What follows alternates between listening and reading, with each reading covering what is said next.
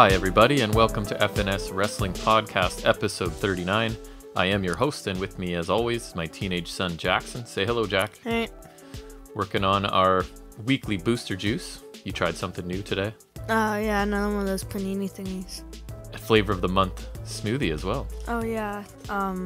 Strawberry something. Strawberry dip. It's Tastes like chocolate. Chocolate-covered strawberry kind of flavor idea. Yep, so we walked to the plaza. We're still under our COVID restrictions, but we can order stuff and pick it up. They're talking about even further restrictions. School's gone officially back to online, which you say you're okay with. You don't really care. I don't really care. Just means you don't get to see your friends as much, which obviously isn't as fun. Mm-hmm. But yeah, talk of maybe more restrictions, giving police the opportunity to just pull people over and inquire as to why they're out of their house, sort of thing, which your mom was telling me a couple police groups have already said they won't do, even though they're allowed to do. Yeah, but anyways, it's pretty weird. Yeah, so lots of interesting things going on. We're pretty much still under lockdown here, basically like a stay-at-home order, so we're doing that as best we can, but that means we can still sit down here for a couple hours and talk about wrestling, because there's nothing illegal about doing that. So I just wanted to remind people of our WrestleMania review episode that I think we put out on Monday or Tuesday. Tuesday. I'm almost positive. So if you haven't checked that out, please feel free to do that. If you would like to contact us at all, it is fnswrestling@gmail.com. Yep. Or FNS_wrestling_podcast on Instagram. Yeah. Or if you're watching or listening on YouTube, YouTube comments seem to be the most common place we get feedback, so that's fine as well, obviously. That's usually a quick response from you. Oh yeah, I respond to everything. I'll respond to pretty much everybody. Yeah, at this stage, we'll easy respond to do. anything, right? It's not like we're so famous we have the power to ignore. No, definitely not. Definitely comments not. Or whatever. Yeah. Well, you had exciting news, so go ahead. You saw that I put it in the notes. Yeah. So. My box came. I got them sitting here. I got Penta, which looks amazing, by the way. Yeah, Penta looks pretty sweet. I got Hangman in the trunks. I got Phoenix and I got Walter, which is pretty sweet. And then I got 2 of those TLC playsets, so you get like a ladder, table, 2 chairs. And both, so it's 2 ladders, 2 tables, 4 chairs, because I got 2. And 2 Walters. Yeah, they accidentally sent me a second Walter. I got them in the packaging, perfect condition, on the shelf. If anyone wants that, I think that make an offer, I guess. I'll take offers. Technically, that means we're sponsored by Ringside Collectibles. Oh, yes, that's our bribe to sponsor them, yeah. That's exactly what that means. I'm not kidding. If anyone wants Walter, don't worry about selling your Walter. I don't need to sell it, but if you really want it. And it was so stupid because it was supposed to be here on Wednesday, right? I think I said that on Yes. I did not, because Mom told me that on Monday. Wait, no, I said that on the WrestleMania podcast. That's what I mean. Sure. And it did not come. I waited outside all day. It was not there. Thursday I was watching TV all day while waiting for it. Did not come. And so busy pandemic life, just sitting outside waiting for a box to come. And then Friday, my mom said they were using like a third-party thing to deliver it, and so that it would either be here like yesterday or Monday, right? 2 to 3 business days from Wednesday. Yep. And turns out it had been delivered to work on Wednesday. Yeah, to the high school, because my mom had used that in Christmas so that the boxes don't come here, and I have no clue. And she even changed the address too, and they were like, okay, but they still delivered it there, so we went over there and grabbed it. So that was kind of frustrating, but it's nice to have them in hand. They're pretty nice. I got short story long, the box is here, and he likes the stuff that was in it. Yes, and I even got a surprise. I was not expecting a second Walter. 2 Walters.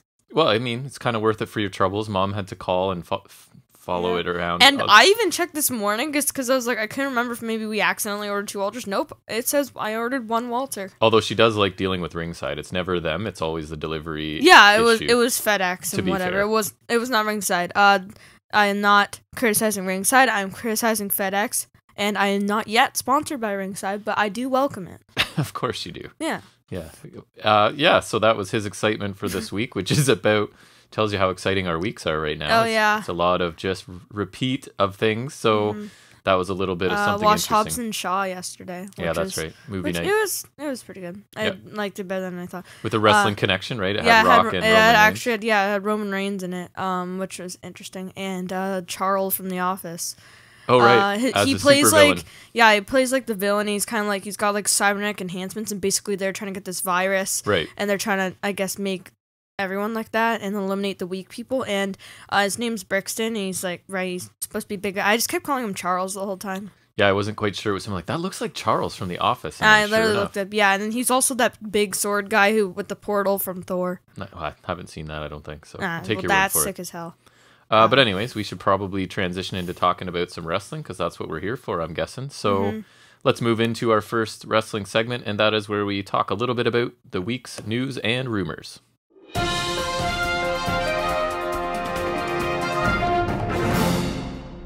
So it's kind of new doing the ratings this week, because this is an interesting week to check out. It's the first week where each of those shows, NXT and AEW Dynamite, were running unopposed, as NXT, as we know well, has moved to Tuesday nights, leaving AEW all alone on Wednesday nights. So it was interesting to see what the viewership was. And I think according you saw, to Jericho, right? they sent NXT like screaming and yelling or whatever away or whatever. It sort of looks that way, right? Like, and NXT's the one that sort of gave up the war. So AEW earned 1,219,000 viewers, which is up over 500,000 from last week, which is obviously a huge increase. And they did a 0.44 in the 18 to 49-year-old demographic.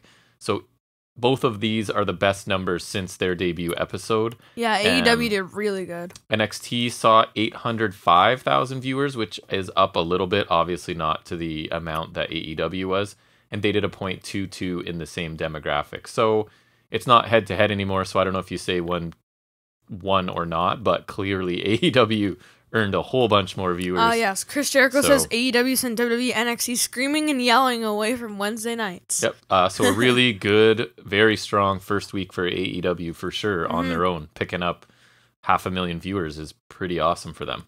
I don't know if it was like Thursday or Friday or Black Thursday or Friday or whatever again, because WWE have released Tucker, Chelsea Green, Kalisto, the Iconics, which is a shame, Wesley Blake, Mojo Rawley, Bo Dallas, Mickey James, and shockingly Samoa Joe.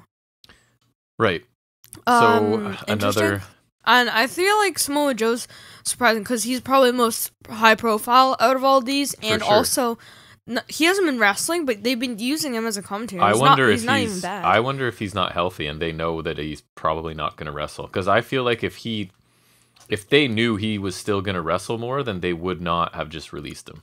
Because he's a valuable commodity, and he's only, early 40s, which in wrestling, that sounds old in athletics, but in wrestling, that's not crazy old. So I don't know if he's not healthy, or their doctors won't clear him or something. But maybe it's like the Daniel Bryan situation I was saying. I also would like to point out that no other wrestling company, well, let's say this, smaller wrestling companies with earning far less in revenues have released nobody or almost nobody, and this is WWE's second round in record profit years of laying off a whole bunch of people in one shot. Just to let you know that, so people don't think record profits, but they gotta do better. They gotta keep going better. It's not like this is what's happening in wrestling, because it's not. ROH hasn't released anybody. AEW, I don't think, has released anybody and has been signing people. So, despite them being the wealthiest and whatever, they are still the only ones. They gotta strive to be the best. So I just thought I would add that bit of context to that story. It's pretty not great. The only other news item I have is regarding Ivelisse and her departure from AEW. Yeah, I saw that. She cites continued issues with Thunder Rosa. Again, they have a history of this. She even says it goes back to Lucha Underground days. And Ivelisse also had complaints to management that she feels went unaddressed. I don't know where the truth lies, obviously. I personally really like her as a performer, but this sort of thing seems to follow her backstage pretty much wherever she goes. So I don't know. She and Thunder Rosa have had issues for years, and whether Ivelisse's story is true or not, they're probably going to side with Thunder Rosa because she's the money star right now, right? And I think sucks that it works that really way, good. but I do too. But I don't know. She seems to have a history of this kind of thing, so hopefully it works out for her. I think she's a very talented performer, but she is gone from AEW. Yep. So some news for Impact Rebellion, the Kenny Omega Rich Swann match. I was very happy to see Mauro Ranallo is going to call this match. Yeah, that's cool. He's my favorite commentator. I love him. I was really sad when they got rid of him, and Nigel McGuinness, but mostly him. I do miss him, so I'm happy. I'm probably going to watch this match just to see Morrow. He's awesome. We were saying this might be a perfect little... right. Because I love Morrow too, but sometimes he is a lot, right? So if he just comes out for the odd pay-per-view or the odd match, I think that might be an awesome use of him. I think this works because, like you said, but this is like a pretty big match for them, right? So I think it does make sense. I think he was always pretty good in NXT, though. I think it always pretty much worked. He's my favorite commentator, probably, but he's my of that time, but he needs big matches because his excitement level is just I would say maybe turn down a little bit for TV, but I think for on takeovers, there's no one I would rather have. No, I'm looking forward to hearing him again as well. I'm looking for that match just to see Morrow. Yep. Adnan Virk, who I do not know, replaces Tom Phillips on the Raw commentary team, and Pat McAfee is joining the SmackDown commentary team, which makes me sad not because I don't like Pat McAfee, I do actually kind of like him now, but because now he's not going to be doing what he does in NXT, which sucks because... So Adnan Virk worked for ESPN for quite a while. He was released, I believe, from there for...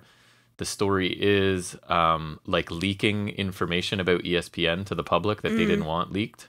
So I think WWE's probably trying to grab him because he's got some mainstream recognition. You know what I mean? He did Real Sports and et cetera, et cetera. And McAfee, to add to that, I saw that apparently attached to that story was that they're not going to really produce him, that they're going to try and let him. Actually also had that tagged on, that like they're pointing let him be himself. How long is that going to last? Right, maybe like a week. I give it a week tops. And Virk seems like, I don't know, I wasn't impressed fine. So far. He'll fit in fine, I think. don't mean to be mean, but it's like I say about Beth Phoenix, the actual sound of his voice I don't he does feel like I found pleasant. That. And people might say that about me as well, and that's fine. He did feel like he'll fit in fine because Raw sucks and who cares, but... He's a professional, right? So I'm sure he'll be fine. He'll get used to him, probably. He just sounds different than like Byron and But McAfee's like a really outspoken guy. I can't imagine it will be long before somebody's in his ear telling him what to say or what not to say, right? And I assume there will be more changes to commentary on Raw with Samoa Joe's release, right? Because there's holes to be filled. I would think it would be really funny if they bring in Tom Phillips to replace Samoa Joe because he just got replaced by Virk. Right. So I think that would be really funny. Just a revolving door of commentary right now. Right. Anything else for you? Another thing for Rebellion is... in the press conference that was on Impact, Khan said he would bring a ref, so Aubrey Edwards is possibly going to officiate this match. Oh, nice. She's good. Which would be cool. She's toned down her antics, and I think she's way better. Remember my complaint used to be that she was kind of the focus sometimes? She would get a lot of... And the best officials in any sport are kind of invisible, and now she's... Like, they don't focus on her at all anymore. I think it's a lot better. She's really good. They're, like, giving her, like, big matches to officiate in AEW, so it's she's good for her. WWE are reportedly they're reportedly planning to have fans at SummerSlam. Yeah, I heard that as well. Which is good. Honestly, WrestleMania was nice. It was nice to have fans, even if the show wasn't that great. And the United States is doing a very good job, from what I read, compared to us, about vaccinating people in droves, so... They may very well be ready for that by then, and good for them if they are. Well, I'm jealous. New Japan Cup USA finals are set. Tom Lawler versus your boy Brody King. I do like Brody King. Mm-hmm. Tom Lawler, I know who he is and whatnot. He's from MLW, I think. Yeah, I don't know how much I've seen him wrestle. A first ever match is set for Raw, and do you have any guesses? I do, because I just heard it is Braun Strowman and Randall Keith, isn't it? You ruined the whole thing. Sorry. Yeah, it's Braun versus Randy. I like to look smart once in a while on this show, too. The most boring match. It's first time ever. Yeah. So this is the super least, fresh. If I could think of any first time ever match, like first meeting between two wrestlers, this is probably the least interesting one I could think of. But listen, the RKO one RKO can kill the Fiend, so it is clearly... the most devastating move in the history of moves. Braun Strowman's screwed. It only takes one, right? Yeah, if it takes down the Fiend... It's more powerful than a fire, than all the stuff Seth Rollins piled on him after 1800. No, it is more powerful than the fire, because he literally RKO'd him. He knocked him out, and it's like, oh, well, I'll just burn him, because I took him him alive couldn't do it, but one RKO. It's good. Right, because he was basically dead after that RKO. He's just like, well, I did kill him with the RKO, but I'll burn him just in case. Yep, it's like the RKO. Never be too safe. The RKO trumps all. Like, you know when Seth Rollins went for the curb stomp, he got popped up in the RKO. I'm surprised he's not dead. I know. If I'm being honest. Evan Bourne, how's he still alive? Matt Sydal, how's careers. Questionable. I don't even know. Any other news from you? That wraps it up. You suck, Randall Keith. So let's move into. We're going to switch it up this week. We're going to switch the order to the order they now occur during the week. So we're starting with NXT. We're going to start out with our first. I was about to say the Wednesday Night Wars. It's not. Our first review from Tuesday night, and that is our NXT review.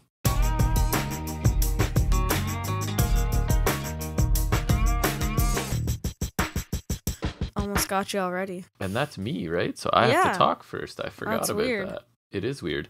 So the show kicks off with Karrion Kross and Scarlett making their dramatic we're starting so great.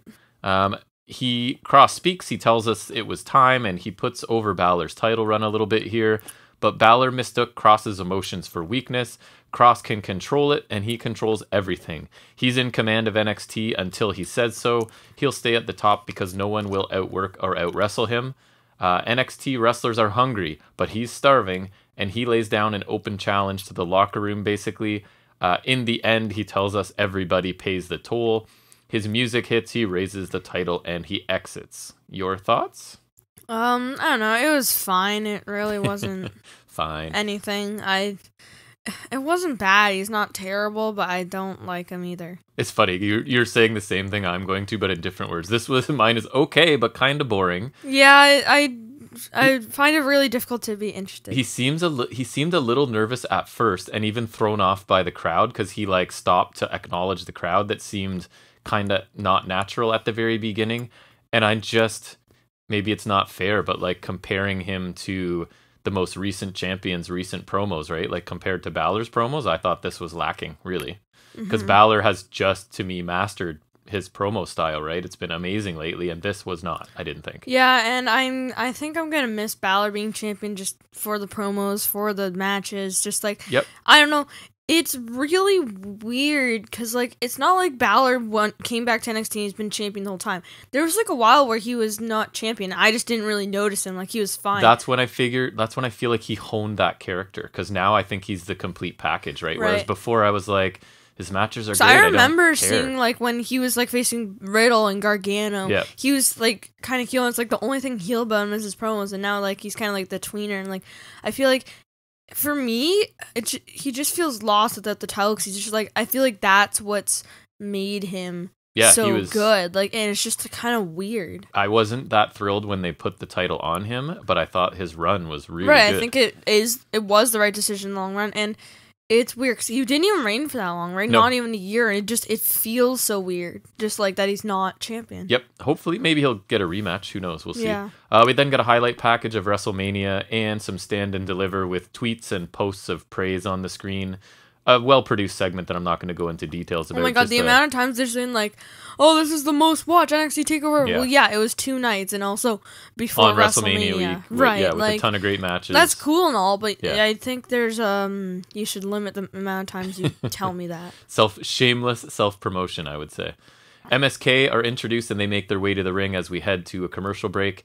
Dane and Maverick are making their entrance as we come back from that commercial break. So we do get Killian Dane and Drake Maverick versus MSK for the NXT Tag Team Championships. And I would just like to say, I have a very good feeling about Maverick and Dane winning, because they won their title shot on the pre-show against Breezango, and then they also got their title shot right away. So it's obviously starting out in a bit of a spot, because yes, that is as if they're going to win here, right? They literally won their shot on the pre-show, and they're getting an immediate title shot with against no build. A super hot babyface team with no build, and they're both baby faces too. So Dane and Carter start out early, and Dane obviously is going to have the power advantage there, and he uses it.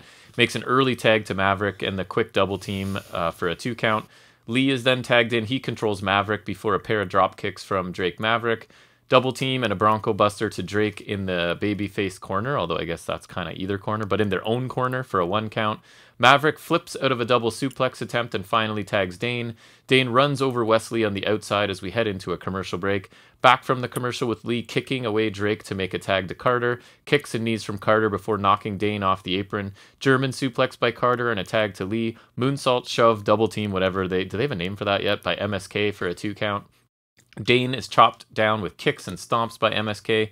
Dane gets tandem kicks and a crazy twisting move off the top. I don't even know what it was. Oh, the spiral tap? From Lee, is that what it was? Yeah. For a 2 count. Michinoku driver by Dane as he sits on one of the MSK while delivering it. So basically it's like a sit-out driver, and during the sit-out part, he sat on the other. I feel like I remember he did that, like, I think in the ladder match, he did it to someone, and, like, the other person's lying on the ladder bridge, and he put both of them through the ladder bridge. I thought it looked pretty cool. I remember Lars Sullivan did the freak accident. I think he should do that more. I like this move. It looked cool. Yeah. We get kicks and a powerbomb to Carter, but Lee saves him from the powerbomb of Maverick onto Carter. Rainbow cutter by Carter and rolling kick by Lee to Dane. Dane's down outside long enough for MSK to hit their finisher before Carter makes like a weak dive to Dane outside to keep him out of the ring, and MSK retained their titles just over a 10-minute match. After the match, Imperium attack Dane and strike their pose at the top of the ramp as their music plays. Or sorry, maybe it was in the ring. What did you think? I thought it was a decent match, but the outcome was pretty predictable. It was pretty good for a TV opener, but there were a couple slip-ups throughout. But overall, it was fine. Yeah, I thought there was some crazy offense by MSK, as there usually is, but same thing, it's impossible for But I think it was their usual crazy offense. No, you know what I mean? No, it wasn't their pay-per-view crazy offense. Yeah. It's like you're saying, it's impossible Dane and Maverick win here, so it stopped me from getting super into it, but I guess it was a fun TV match and just enough of Imperium to remind us they're there and kind of where they're heading. Oh, yeah, right? their jackets have gray stripes on them instead of white now. So I thought their appearance was fine here as well, just reminding us of who they are and what their agenda is, I guess, right now. But they didn't have Walter. No Walters. Definitely That's strike an issue against them. Robert Stone is with Aaliyah, and they run into Mercedes Martinez, who wants the rest of her money for teaming sort of with Aaliyah because, Kamea was out or something? I forget. Yeah, for some reason, I honestly don't remember. And it's Jessie Kamea, who cares? Martinez grabs Aaliyah by the throat, and Jessie Kamea steps in sort of from off camera. Oh, ho, ho, ho. Watch out, Mercedes. Then there's wordplay. She wants to step on Martinez rather than step up to her, so that's enough to book a match here. I thought Martinez looked pretty cool here. She looks like a badass most of the time. Well, I thought she looked like a dork because she stopped because she saw Jessie Kamea. Okay. Robert Stone is interesting. I think I don't know. I don't know how they should use him, but I'm not loving what they're doing with him right now because I think he is I think when he was like managing Chelsea Green, it was cool. I thought when he was managing Mercedes, it was cool. I think the second he signed Aaliyah, he was screwed. And they just don't give him anyone interesting to work with so far, right? Right. Like, he's working with Aaliyah and Jessie Kamea. But it does give the lower card talent something to do, right? And I've seen worse than this, so that's kind of how I feel about it. Like, somebody's got to do something with these lower card talents, so I guess that's his role. I didn't really like this. I didn't really care about it either. And I can't believe this is the best you have for Martinez right now. I think this is kind of her role because she's an older veteran, and it's going to be like, we need you to work with the young ones and try and make them look good and teach them something along the way. I don't really think you can make Aaliyah and Jessie Kamea good. And I don't think Aaliyah's she may be young, but she's not new. I think Martinez is going to be like gatekeeper to the women's mix sort of thing. You mean the women's division's Cassius Ohno? Right. That's forever what I'm going to call them. I miss you, Cassius Ohno. We're then shown Roderick Strong and Marina Shafir entering the building. We get a highlight package of Cole and O'Reilly from Stand and Deliver. I saw Strong and I was like, who's that? I was like, oh, right, Marina his wife, Shafir. Right? Yeah. So it included footage from after the match, this highlight package, with Cole being loaded into an ambulance, basically, and at one point it shows he and Kyle O'Reilly are on stretchers being pushed down the hall beside each other. Cole's still yelling at Adam him. Cole is still yelling at him and threatening him. and Which is pretty else. Amusing. It was kind of funny. We then get the match of the century. It's Mercedes Martinez versus Jessie Kamea. And the Stone Brand are already in the ring, which is a great sign, obviously. Kamea attacks as Martinez is removing her entrance gear. Drop kick by Kamea and stomps in the corner. A Beal by Kamea, a leaping forearm in the corner. And then she goes for a crossbody, misses. Martinez hits a jumping knee, a modified sort of air raid crash by Martinez for the win in under 2 minutes. Martinez grabs Stone and sort of holds him up against the barricade. Oh, right. Pins him to the barricade, the fence sort of thing, and takes the money from him that she is owed. Martinez then goes to the commentary table and calls out Gonzalez loud enough for like the microphones to pick it up and says she's coming for the champion. I'm coming for you, Gonzalez, even though she's staring like right at Vic Joseph. So the match was a complete waste of time, obviously. Martinez won in two moves. Yeah, it was. didn't care. And again, I think this is the other role for Martinez is, okay, we can maybe put you in a title challenge. She is a credible challenger. Like, she's... And it basically the role of getting the champion credible wins, I guess, right? She's the gatekeeper and you can beat her as a champion to maintain your spot. She's the Cassius Ohno and Dolph Ziggler combined into one. Yeah, which she might be okay with, and somebody's got to do it. It's going to get her on TV and in matches, so... Yeah, that's true. If you're getting on TV, this was a squash match, so yes. I don't really have anything to say. Me either. Just a waste of time, and I think the point was to get Kamea a brief spot on TV and Martinez maybe into another story. Yeah. The Way are then interviewed, and tonight they will show the Way, no pun intended, I guess, to handle business. I think the pun was intended. Maybe. Theory wants to get rid of Dexter, and Indy still likes Loomis, is the gist of this. So they're facing Loomis. Right. Reed, Shotzi, and Ember Moon, and whoever put Shotzi and Loomis on the same team should be fired. Yeah. I don't care what job you have, you're fired. So they have a little team cheer here before they leave. I'm just not enjoying this group anymore. There's no sign of them stopping. They're making me not really like Gargano, and I don't appreciate that. So, and again, I always want to qualify it by I think these are strong performers given just weak material. Like, I'm not blaming... No, Johnny Gargano's or Candice. great. Even Theory, I think, has some comedic ability, but I think he's better as like the douchebag heel. He is, but again, what they're being given, I don't like exactly. It's not their fault necessarily. We're then told there will be a Cruiserweight Open Challenge next. I was hoping for like a surprise because it's after Mania, but we'll see. I was not. Surprise. It was not, no. Swerve is back in the studio as a couple of other people are just finishing up and leaving. I saw the studio. I didn't see Swerve at first. I was like, what? And then it was Swerve. I'm like, okay. He says he had a star-making performance at Stand and Deliver, proved again that he's a star and just different is what he says. He needs to get rid of Leon to move on, so he'll do that tonight. After tonight, Swerve and Leon are done. I thought the promo was cool. He's really good in this heel character. He just needs to start stringing some wins together, right? So he can be a little bit more legit. It needs to be like... Because I feel like if they keep doing these good promos, it's going to be like Bray Wyatt. It's all promos and no... Like... Yes, and he does need to beat... It's not going to be that severe, I don't think, but like, you get what I'm saying. And he needs to beat Leon and be done with it. I completely agree with him here. Yeah. Again, I'm agreeing with the heel character, but he does need to just get away from Leon Ruff. Yeah, that's kind of because Leon Ruff sucks.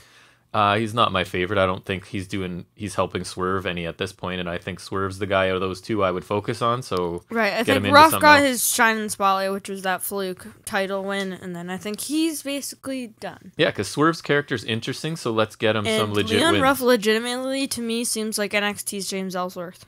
I wouldn't go that far, but I can only... They're skinny jobbers. I can only do the like underdog that never quits for so long. He's not as believable as somebody like Daniel Bryan doing that or something, you know? Or Johnny Gargano. Right. So anyways, Santos Escobar makes his way to the ring with Legado as commentary rave about his Stand and Deliver performance. The Emperor, he is the Emperor of Lucha Libre, stole the show, and now he is the undisputed Cruiserweight Champion. He and his son are warriors and never back down, and that is why he is laying out an open challenge. Who is it? Kushida's music hits, and he comes out. I moaned, like, instinctively. And we get immediate dropkick by Kushida, sending Escobar to the floor. Who's now wearing trunks. And the match has not even started at this point, so this is really aggressive Kushida. He's dialed it up another notch. I'm sure they told us, I don't remember, but that's usually how it works. I'm surprised he's not wearing like jeans and like I don't know, what would be like a serious top to wear? I don't know, like one of those, like a Dean Ambrose muscle shirt thing. Yeah. Undershirt, a black undershirt. Yes, he'll wear that too. Back in the ring, the match officially starts. Kushida starts to work Escobar's arm right away. Escobar escapes to the safety of the floor as we head to a commercial. Back from commercial, Escobar is in control on the steps. He applies kind of a lion tamer on the steps that I actually thought looked really cool. A sliding kick to Kushida for a 2 count. Submission applied by Escobar, and then he rains down blows to Kushida. Hurricane Rana off the top by Escobar.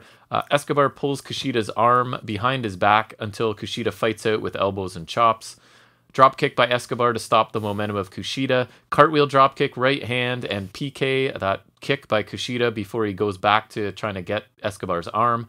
Escobar escapes momentarily but gets hit with the running palm strike. Suplex off the top by Kushida, followed by a hammerlock suplex with the bridge, which was cool, but Escobar gets his foot on the ropes. Hoverboard lock attempt, but Insaguri by Escobar and a Pele by Kushida. A nice little exchange. I like that. Kicks exchange and a handspring countered with a backstabber by Escobar, which is also a cool counter. I remember Cole doing something similar to Ricochet. It's this idea that they actually study their opponents, right? And they have, so when they go for that move, they always go for it. And it's such a nice little thing to have. Adds to the or realism. Even not even that they were prepared because this was an open challenge, but just like that Escobar is that good. Right, that he does this handspring. I got something ready for him. Phantom countered, so the Phantom Driver countered into near falls with Kushida, eventually getting the pinfall. I was quite so he kind of reversed in like a sunset flip deal. Right. Escobar kind of counters back. He kind of like goes in the sunset flip and then stacks him up. Escobar flips him in like the sit out pin, and then Kushida kind of goes down, and then he kind of like sits down. He's like holding his legs, and he actually pins him. I was surprised. So just under a 12-minute match, very surprising result for me. What did you think? I cannot believe this. I'm very disappointed with the outcome, but I actually liked the match. I thought it was pretty good. I think Kushida's actually pretty good in the ring.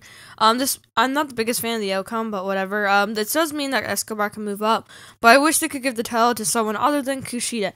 He isn't bad in the ring anymore, I think. I agree. I think this was He's grown good. On both of us, for sure. But I still don't like him. He has proven to be good in the ring, but has zero character and bores me outside the ring every time.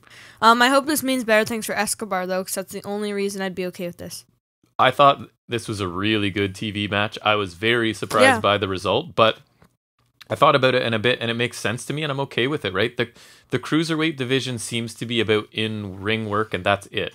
There's no focus on characters or storylines that I know of. Or, very little focus. Because, you got Escobar. He's the only one. Or, sorry, I mean Scott as well. A little, but I don't even know if he's considered in the cruiserweight division now. He seems that's to be the last thing he's done. I know, but now he seems separate from that. Yeah, but I don't know. At least for the time being. Escobar, on the other hand, is interesting, has a character. He can easily be elevated, in my opinion, to at least North American level, if not beyond it, right?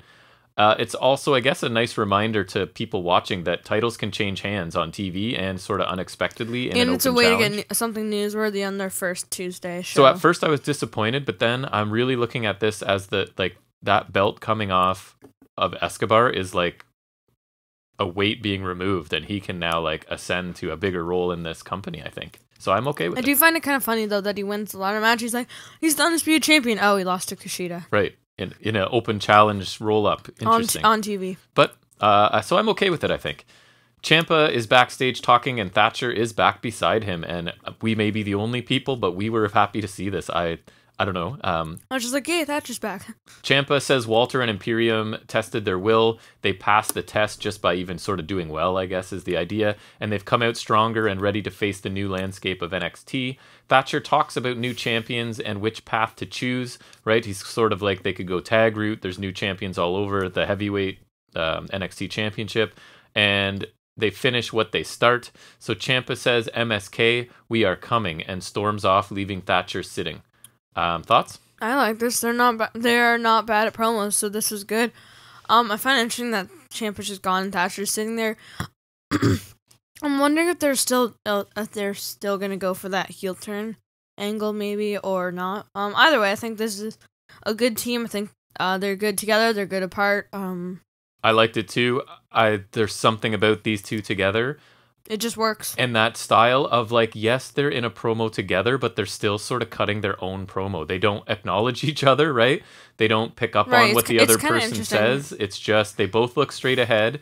They both say what they would say if the other guy wasn't sitting there, it feels like sometimes. So I really liked it. Yeah, I was really hesitant when they just put these guys as a replacement in the Dusty Cup. I think that's really was a smart decision. And honestly, this tag division's starting to shape up, right? And I love that because I've missed tag team wrestling in WWE for quite a while. I think the best main roster tag division is SmackDown, and literally I told you it's like 4 teams. It's like the Mysterios, right, the Dirty Dogs, Alpha Academy, and the Street Profits. Basically just like rotations of that. And NXT has at least 6. Sure, your lower ones are Dane and Maverick and Breezango, but even those teams aren't bad, right? But then you've got Legado, MSK, Grizzled Young Veterans, Thatcher. I don't think Breezango's even that bad. It's just in the ring they're pretty good. It's just I right think now we don't need them at the top, right? Yeah.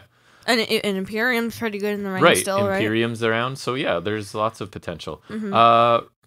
Regal congratulates Kushida backstage as Devlin approaches the trainer's table. Yeah. He says Kushida is the man now, but all Escobar really did was run up a ladder fastest, which I thought was interesting. And that's a good point. I mean, if you ignore the fact that there's a match going on before that, it wasn't but like it's good heel logic. It is, right? Like what he's saying is really that's not I'm a technical wrestler and I don't lose by somebody getting up a ladder before me. So you can see that. Like he did lose, but that doesn't mean Escobar is better than him, I guess. He says he's still the man, but Devlin is going home for a while, but he'll be coming back for his title. Which I like. It's like, at least I know he'll be back eventually. Kushida's response is simply any time. It's kind of weak rationale for Devlin being the man still, but I get what he's saying. It's kind of funny from his heel perspective. Yeah, I like it. It's disregarding that there was an actually wrestling match leading up to the climbing of the ladder, but that makes sense. I don't think it's like he didn't lose, but I think that like Escobar's not necessarily the man for, because like he didn't like. Well, and I think when actually, like I don't know. Anyways, it makes sense from a certain point of view. Yeah, at least we know he's coming back, and these guys would probably have an awesome match, right? Yeah, so Devlin should take the title off of him every time. He could. Dakota Kai is in the ring. She introduces Raquel Gonzalez, and very, very facey, right? Like Gonzalez is really smiley and happy, and Dakota Kai's being really happy introducing her. But I guess there's more. I almost felt like this was a non-canon segment for a while, but anyways, she talks about her debut being delayed as she wasn't ready. This is Gonzalez, sorry. She went home and swore that she would be ready for her next opportunity, and a year and a half later, she is the champion. She acknowledged how important Dakota Kai was on her journey to the top. Kai says that for 14 months, they dominated the best women's division in the world. They give respect to Io, but Gonzalez's era has begun. And then the lights go out, and Taya makes her debut appearance in NXT. Frankie Monet. Her name is actually Frankie Monet, and she's carrying the dog from the past couple of weeks, which, I mean... the worst kept secret of all time. Everybody predicted. In fact, I felt dumb for not realizing it the second I saw the dog. Like, I didn't think of it myself, and then as soon as someone mentioned, I'm like, of course, that's... Yeah, I figured that like it makes sense it's her dog, but I wouldn't recognize it right away because obviously I'm not that. So you're the theme guy and detail noticer. I thought her theme sounded a little bit like Bianca Belair's. I could be wrong. I thought it just sounded like I instantly knew she was heel from the theme. I think it's like it's kind of like it sounded to me similar to Chelsea Green's one theme where it's like that I won't remember. Just kind of like because there's some mention of a designer brand, I swear, and it's like just kind of like I'm better than you kind of thing. I just thought it reminded me a bit of Belair. And just her look, it screams heel, right? Frankie, I'm going to try and get her name right. I may screw up and call her Taya somewhere I've already done that on purpose. She congratulates Gonzalez in English and in Spanish. She introduces herself and says that since Gonzalez is at the top, she'll be seeing a lot more of Frankie. Gonzalez threatens to shove the dog somewhere awkward if Frankie ever interrupts her again. Frankie walks away saying that Gonzalez will be seeing her every Tuesday as Rhea Ripley's music hits, and she comes out to stand face-to-face with Gonzalez. I was very confused. I was like, what? That's why I kind of felt like this is almost non-canon, because it's just kind of like, here's a nice photo op TV moment, but the Taya part sort of means it's not. She just gets overshadowed. Right. They clink their titles eventually as they sort of look like there might be top tension. Guys. And then they hug each other, and then Bianca Belair's music hits, and she comes out too. And I was just confused as hell. So by the end of this, I thought it was a really cool moment. It is a testament to the work being done at the Performance Center, I think, because all three of these have now become the face of WWE Women's Division. And they even put like a picture on the Tron. You already said it. I agree. I was disappointed in Frankie Monet's debut. She seemed nervous. She had some large, awkward... oh, here comes Frankie Monet, and then you just overshadow her two main roster stars. She had some large, awkward pauses while she was speaking, and she doesn't normally. I've heard her cut really good promos for years. She was fine. She didn't come across as a star here to me. Right, they just completely overshadowed her, in my opinion. So I'm a bit nervous for her at this point, although I'm hoping the fact that they put her on the same stage as these other women is a sign that they do like her. Because I wish they had maybe just put her in like a promo package, honestly. Because I don't think this served her well, to be honest. Yeah. Other than maybe the visual of, like, you're just getting here and you're at this level already. Although she kind of left the ring once the other... people came in, so I don't even know if like so her involvement confused me because otherwise I would have said this was just like a photo ops type cool thing, random right? moment. Yeah, but her being in there confused me. But then she's there, so like, is it? Yeah, an odd combination of sort of recognizing these women and introducing a new one, but I don't know. Yeah, it was fine. It's like, it's really hard because, like, just from, like, a whatever point of view, it was cool. Like, I liked it, but then, like, from, like, we're kind of reviewing, it's like, what was the point? An awkward combination. Yeah, right. I thought so. Pete Dunne then speaks and dares someone to challenge him as he's the best wrestler in the world. And he's here to win gold. And they head to a commercial. Coming back, Regal talks about signing Saray. And we see Saray. No, they call her Saray. Don't confuse me. Her name now, but her name in Japan was Saray. But it's Saray now. But it was Saray. But I got it right. Yes, so don't confuse me. Saray. Just call her Saray. Okay. And we see some FK Saray. Nope. As we see some highlights as he talks about how special she is and mentions her in the same breath as Asuka, Kairi Sane, and Io Shirai. NXT just loves Japanese people. We learned, hey, as they should, if they're going to be as good as Io and Asuka. And I didn't love Kairi Sane, but I thought she was fine. Like, she was decent in the ring. Her elbow drop was awesome. It's just that there's so many places for women to wrestle in Japan that they get so many good wrestlers. It's just like they actually appreciate women's wrestling there. Yeah, they've got like promotions that are all women. I started watching one. I think it's Stardom in Japan, and then was like checking out. I think somewhere in like US or whatever. I think there's Shimmer or whatever. Yep. It's true. So yeah, there's like a couple like major women's promotions there, which is pretty cool. We learned that Saray will debut next week, and Regal is so glad. Then leaves to attend to some business with Strong and Shafir. So basically heads in a room with them. Strong hands over an envelope that is, I would assume, his resignation. Says he's done. Hands the resignation to Regal, who calls him the ultimate professional, even though they've had a bunch of issues in the past. Roddy is always welcome back at NXT. I heard this maybe it's like him going to the main roster. Oh, yeah? And being completely wasted. Yeah, because like, I could see Cole maybe having a chance on the main roster because he's got an awesome character and he's Shawn Michaels, whatever. But like, I think Roddy would be even more screwed because he's good in the ring, but he's as small as Cole and he's got way less character. I think Roddy's the perfect forever NXT guy. Yeah, for me, I think all of Undisputed Era need to stay in NXT forever. But pretty much. I think for sure if he went to the main roster, I would be scared. Yep. We then get Leon Ruff versus Swerve Scott. And I agree with Swerve. I really hope he wins and ends this feud because I've never been into it. And it seems like it's gone on a long time. Maybe it feels longer to me. Not super long, but yeah, it's been pretty pointless. So we get a double leg takedown, strikes by Ruff to start. Scott lands awkwardly on his shoulder as he rolls outside right near the beginning. Ruff follows, attacks the weakened shoulder. Swerve's in control with a body slam and a forearm from the ropes to Ruff's back a little bit later. Kicks, running strikes, and a stomp by Ruff. That spot, the contrived through the legs, escapes by Ruff, but a Russian leg sweep off the second rope by Swerve that looked cool. But that spot's getting... The guy has to fall for it every time. Again, it's one of those moves where your opponent looks stupid taking it. So please stop or limit it a little bit. Yeah. Pump kick by Swerve heading into a commercial. Back from the commercial with Swerve talking trash to Ruff, who's on the mat. Chops, but Ruff fires up from these chops and strikes and it hits a couple clotheslines. Springboard move countered by Swerve, but a stomp to the shoulder and a springboard cutter by Ruff. Ruff dives from the top to Swerve on the floor. Back inside for a Ruff missile drop kick for a 2 count. Huge top rope Hurricane Rana, and by huge I mean both are fully standing on the top rope, by Leon Ruff for a 2 count. Charging uppercut by Swerve. Counters by each before a big clothesline by Swerve. Counter into a near fall roll up by Ruff. Scott hits a unique sort of snake eyes move to Leon Ruff before hitting his driver type finisher that I don't know the name of. I remember they said it before. I totally forgot. Anyways, he wins clean Swerve Scott in about 11 minutes. What did you think? It was fine. I liked it. It was decent. I think Ruff actually had some decent offense here.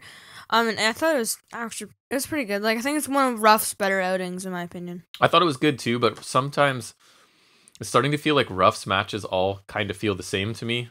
I could see your point there. But it's kind of this one-note perennial underdog character right now. It's like he's doing what Darby Allin does, but not nearly as well, I find. Right? Like, I'm going to get beat up a lot, hit some big moves sort of thing. I'm kind of tired of it. Swerve's really cool. I'm glad he picked up a clean win. And I said to end this feud and build momentum. But I think we learn something else later, don't we? I thought it was another pretty strong TV match. I agree. Zoe Stark is then being interviewed backstage.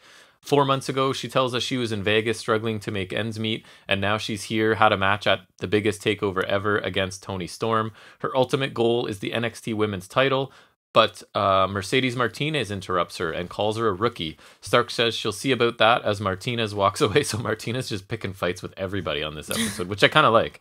What did you think of this interaction? I think it was good. I think this would be a good match. I don't know if Stark would win or not.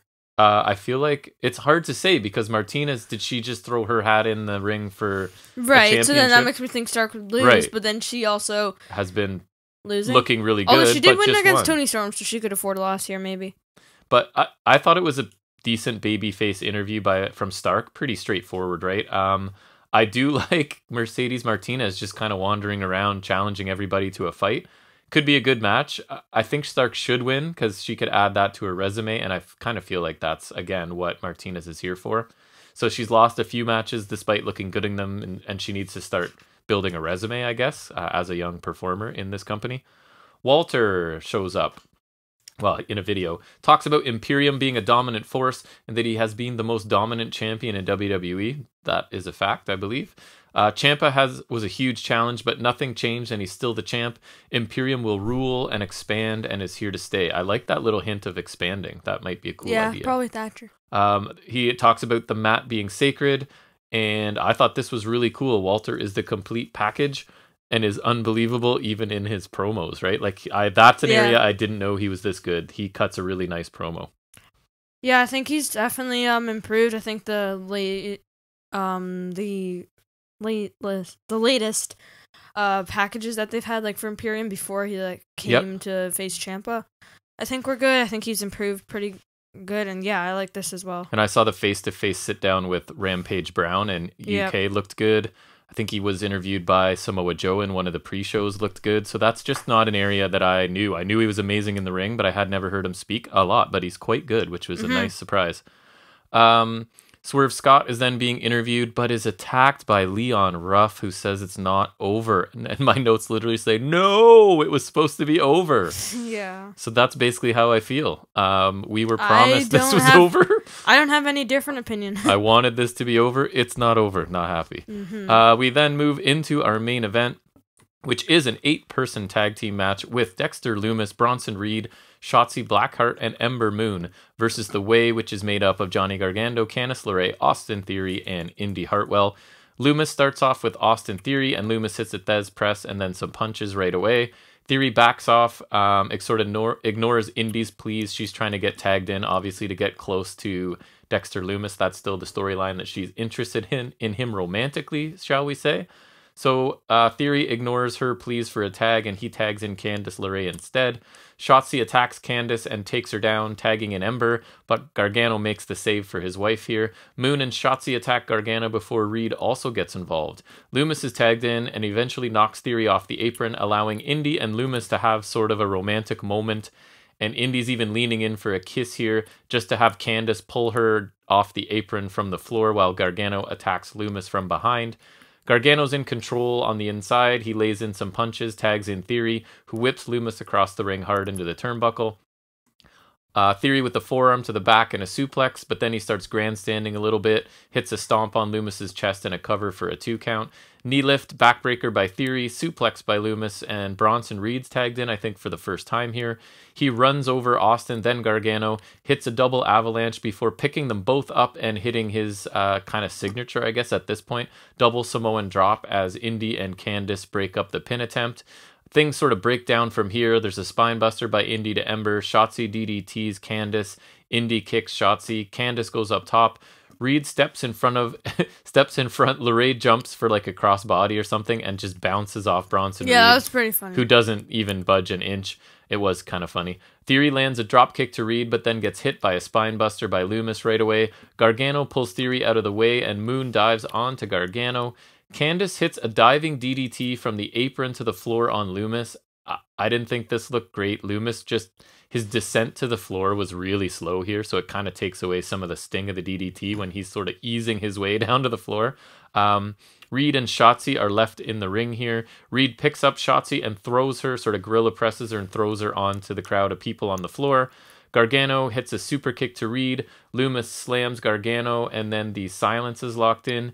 Indy is in. She can't hit Loomis. So this was funny too, right? She drops and pretends to be hurt right beside him. Distracts Loomis, and then also it's obviously to get the Although kiss. women already have been attacking men in this match, so the idea that she's not allowed to attack him, but I guess it's because she likes him, right? Right, yeah. So yeah, she lies down and sort of plays dead beside him. Loomis notices. He picks up Indy, and Gargano then kicks Loomis right in the head.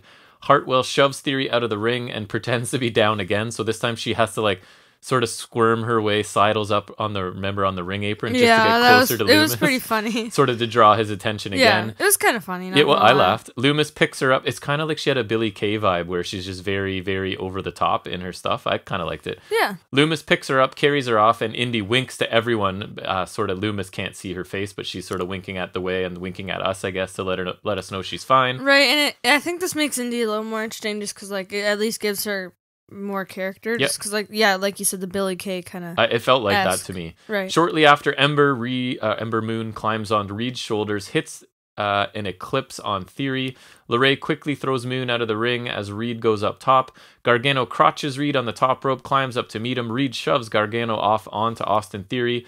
LeRae then climbs up and attempts to superplex Bronson Reed off of the top, which was very funny as well. She's 100 pounds. He's like build 350 or something. Right, so like that was kind of funny. Way heavier. Shotzi gets involved to take care of LeRae, and Reed hits his tsunami splash to Theory for the win in just over 10 minutes. What did you think of the main event? I thought it was a decent match, but I think there are two matches I like better, so I don't think this is exactly main event worthy. I think there was a few bits that were not great, but I thought there were some good bits as well, and I thought Indy Hartwell was actually pretty funny. She was funny, yeah. She made me laugh a couple times. But yeah, it was decent. Not quite what I would like to see in a main event, but could have been worse.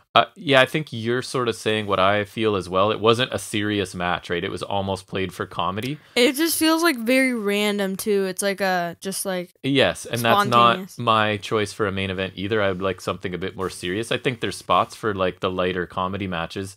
It was entertaining at times. It's not the type of match I would personally put in the main event. But again, it looks like all the top tier talent kind of had the night off here, right? There wasn't a lot of star power on this show when other you than think like about maybe Escobar. Right, you think about who wasn't here, and Gonzalez made an appearance, but she wasn't in action. Yeah, she didn't really do much. So Indy, I agree, was kind of funny here, and LeRae trying to suplex Reed made me chuckle as well. So there was some entertainment here.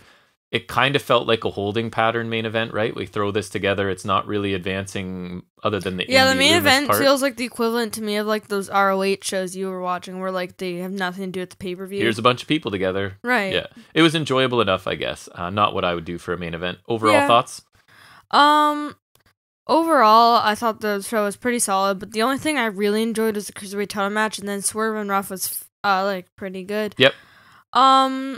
So I don't know. I would give it like a B. It was solid, right? So thinking back, I didn't love this episode, but if you're thinking back to the way NXT episodes used to be after takeovers, like they were I call them. You might like this. You're a word guy. I call them give unders because they're basically the exact opposite of takeover in entertainment value. Because it would just be like literally here's enhancement matches. And give under right instead of takeover. Oh, it took you a second. Because instead of like just a card full of interesting matches, they would just be like a bunch of like jobber match recap. I remember we even went to Takeover. Remember I think the matches was the finals of that breakout tournament, which ACH aka Jordan Miles won. Right. Did he beat Garza? Or no, he beat Cameron Grimes, I think. Because I remember we were rooting for him, and then there was also Breezango versus somebody. So yeah, this it wasn't the best show ever, but when I think back to what those episodes were like, this is a welcome surprise. But other than the Mercedes Martinez squash, the wrestling was pretty good on this show. Did lack star power, as I pointed out before. I liked Thatcher Ciampa back together, and I like that they're at least temporarily getting involved in the tag division. It was a cool moment. It didn't further many stories. The whole women's in the ring, other than introducing Frankie Monet, which I thought was kind of underwhelming. I personally, as a person who takes notes throughout every NXT, I felt there were fewer notes than most weeks to take. Right, I just feel like was a sign there wasn't much happening on this show. I don't know about you, but I feel like just the coverage, like right now, went by fast. It did. There wasn't a lot happening. I took fewer notes than normal, although I'm trying to condense my match. I'm trying to go less move for move too to save a bit of time. I would try, but I know I won't do that. It's hard for you. You just do it. I know. It's either all or nothing. But I agree with you. I gave the show a B. It was entertaining, but not amazing. Wow, we're so boring. Yep, we tend to agree a lot, but that's okay. So let's move into our next segment, which is trivia based, and that is where Jack shows off his knowledge in a segment we call Off the Top of His Head.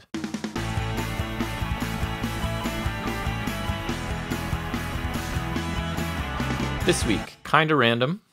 I was just looking for wrestling trivia, wrestling stuff. So this is it's a Ring the Damn Bell, I believe is the website, and it's a fact check article. And then I also had to flesh it out a bit. So I went into some of their superstar profiles and built a couple questions out of that. So it's mostly them, a little bit of me. You ready? Yep. All right. Kind of all over the place. Which WWE 80s and 90s superstar, so there's a little bit of hint built in, okay, is credited with giving Shawn Michaels the Heartbreak Kid nickname after listening to a country song, as well as being the first person allegedly to refer to Hunter Hearst Helmsley as Triple H?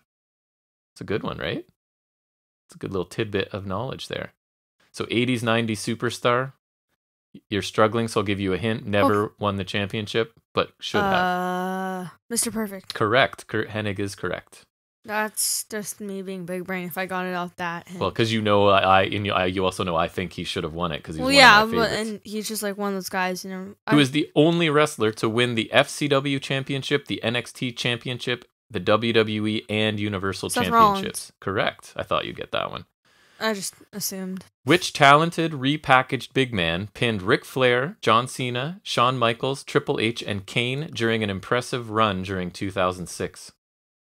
Great Khali. No. Talented repackaged big man. Heidenreich. No. Oh wait, he's not talented. He was a big, mean heel. His finishing move has just been borrowed by somebody on this last pay-per-view. Or one of his signature move. It might not be his finisher. He had a manager. Umaga. Yes. Good. Umanga. Or, I was just going to say, as William Regal would say, Umanga. This overly jacked, mostly WCW tag team, then single star, was briefly nicknamed White Thunder before it was changed over fears of it being considered racist. Mostly tag team, overly jacked. Sean O'Hare. No. Chuck Palumbo. No. Mark Jindrak. You're all way too recent. Buff Bagwell. He became WCW champion. He wore chainmail on his head. Scott Steiner. Correct. Can you name any of the 3 stars that hold winning records over Brock Lesnar? And I couldn't check the date of this article, which annoyed me, so I'm hoping it's up to date. What do you mean winning records? Like who have beaten Brock Lesnar? More than he's beaten them. Kurt Angle? No. Undertaker? No. Roman Reigns? No. It's a guess fest for you today. I'm crushing it. Let me think. Triple H? No. 2 smaller guys and 1 similar. Seth Rollins? No. What? 1 was on an episode of Corner Gas. Bret Hart? No. Lance Storm? Correct. Oh, we're including like his house shows and stuff. I guess. Everything. Then I have no idea. Goldberg, Eddie Guerrero are the other 2. Oh, I should have picked Goldberg. Which WWE character was based on a real-life autistic person with an amazing knowledge of wrestling stats that Eugene. that Vince McMahon once met? Which Canadian mid-card and WWE tag champion was the youngest and first non-Mexican wrestler to win the CMLL heavyweight title, went to high school for about half an hour from here? Austin Aries. No. Canadian, WWE... Bobby Roode. Mid-card. Close? Lance Storm. No. Val Venus. I don't know he's Canadian. He went to high school in Markham. Uh-huh. Interesting, right? Which WCW cruiserweight, this was interesting, was the Wrestling Observer's Rookie of the Year in 1999? Billy Kidman. And then retired the same year. So Rookie of the Year and retired all in 1999 in WCW. Billy Kidman. No. Came in, wore a mask, had a couple matches, was crazy fast. Cruiserweight? No. Blitzkrieg? You ever see him? I've heard of that. Yeah, he was once. honestly there for a year, not even. Okay. This megastar was already a 6-year veteran by the time he debuted for ECW in 1995. He could still not legally drink when he made his ECW debut. Mike Whipwreck. Nope. Masked wrestler from ECW back in the day. Rey Mysterio. Correct. This current female wrestler's ring name means gift of God in Samoan. Nia Jax. Nope. Tamina. I know those were going to be your two guesses. Tamina's correct. But she's not a gift of God. This man was the youngest ever developmental signee with the WWF in 1998 at the age of 18. Too bad, some personal issues and mental health stopped him from ever becoming a success with the company. Christopher Daniels. No. AJ Styles. No. He was never really there, you wouldn't consider. Indie guy. Kenny We've Omega. seen him on Wrestling Society X. He likes cats a lot. Teddy Hart. Yes, Teddy Hart. What got you the cats clue? I guess. He wanted to have I matches just with thought, cats. I also just thought Wrestling Society X. There's not a lot of people Right. we saw there. This monster, whose glory days were from 1977 to 1999, surprisingly trained with the Bret Hart in the Hart family dungeon. Guess not everyone can learn wrestling. Huge guy, like physically. Giant Gonzalez. No. Andre the Giant. Right size, though. No. Big John Studd. Think worse wrestler. You've already mentioned his name today, I think. Huge wrestler, not super talented. Maybe his name didn't come up today. From 97 to 99. He worked with Don Callis at one point. Kurgan. Oh, sorry, not. I was thinking that. No, that's who I was thinking of. You're not Kurgan. Great call, Lee. Sorry, I gave you a bad hint there. Really? Right? Trained with the Hart family dungeon. If this article's right, I gave you my source, so I don't know. That doesn't sound right, but then that's... He might have been there for like a week too, right? Like, and then they went, we can't work with this guy, get him out of here. But it still counts as training there, I guess. One of this mostly enhancement level masked wrestlers from the mid-90s Aguila. claim to fame was that he was the only hidden character in the WWF Raw video game. Who? So a masked, mostly enhancement level wrestler from the mid-90s. Who? No. Oh. I don't know what you're saying, but Jim Neidhart when he was in the mask. No. Who? Aguila. Nope. I believe it was one of, oh my god, what was his actual name? Savio Vega? Oh, Quang. Right, good. That name was escaping me. This martial arts and weapons expert from Steve Blackman. Correct. From the late 1990s feuded with Ken Shamrock. This early 90s character lived his gimmick and was actually an accomplished alligator hunter in real life. Skinner. Correct. That's all I have. Nice. Those are hard, some of them? Because they're just very random facts about wrestling. That was the weirdest thing. It was. But it was fun. We learned some interesting things along the way. So that will take us back to some review of some actual wrestling where we'll take a look. You can't say Wednesday Night Wars. No, Usually I can't. You would. I struggle. The second night of the Wednesday We're going to Night look Wars. at the only thing left on Wednesday nights, and that will be go. our AEW Dynamite review.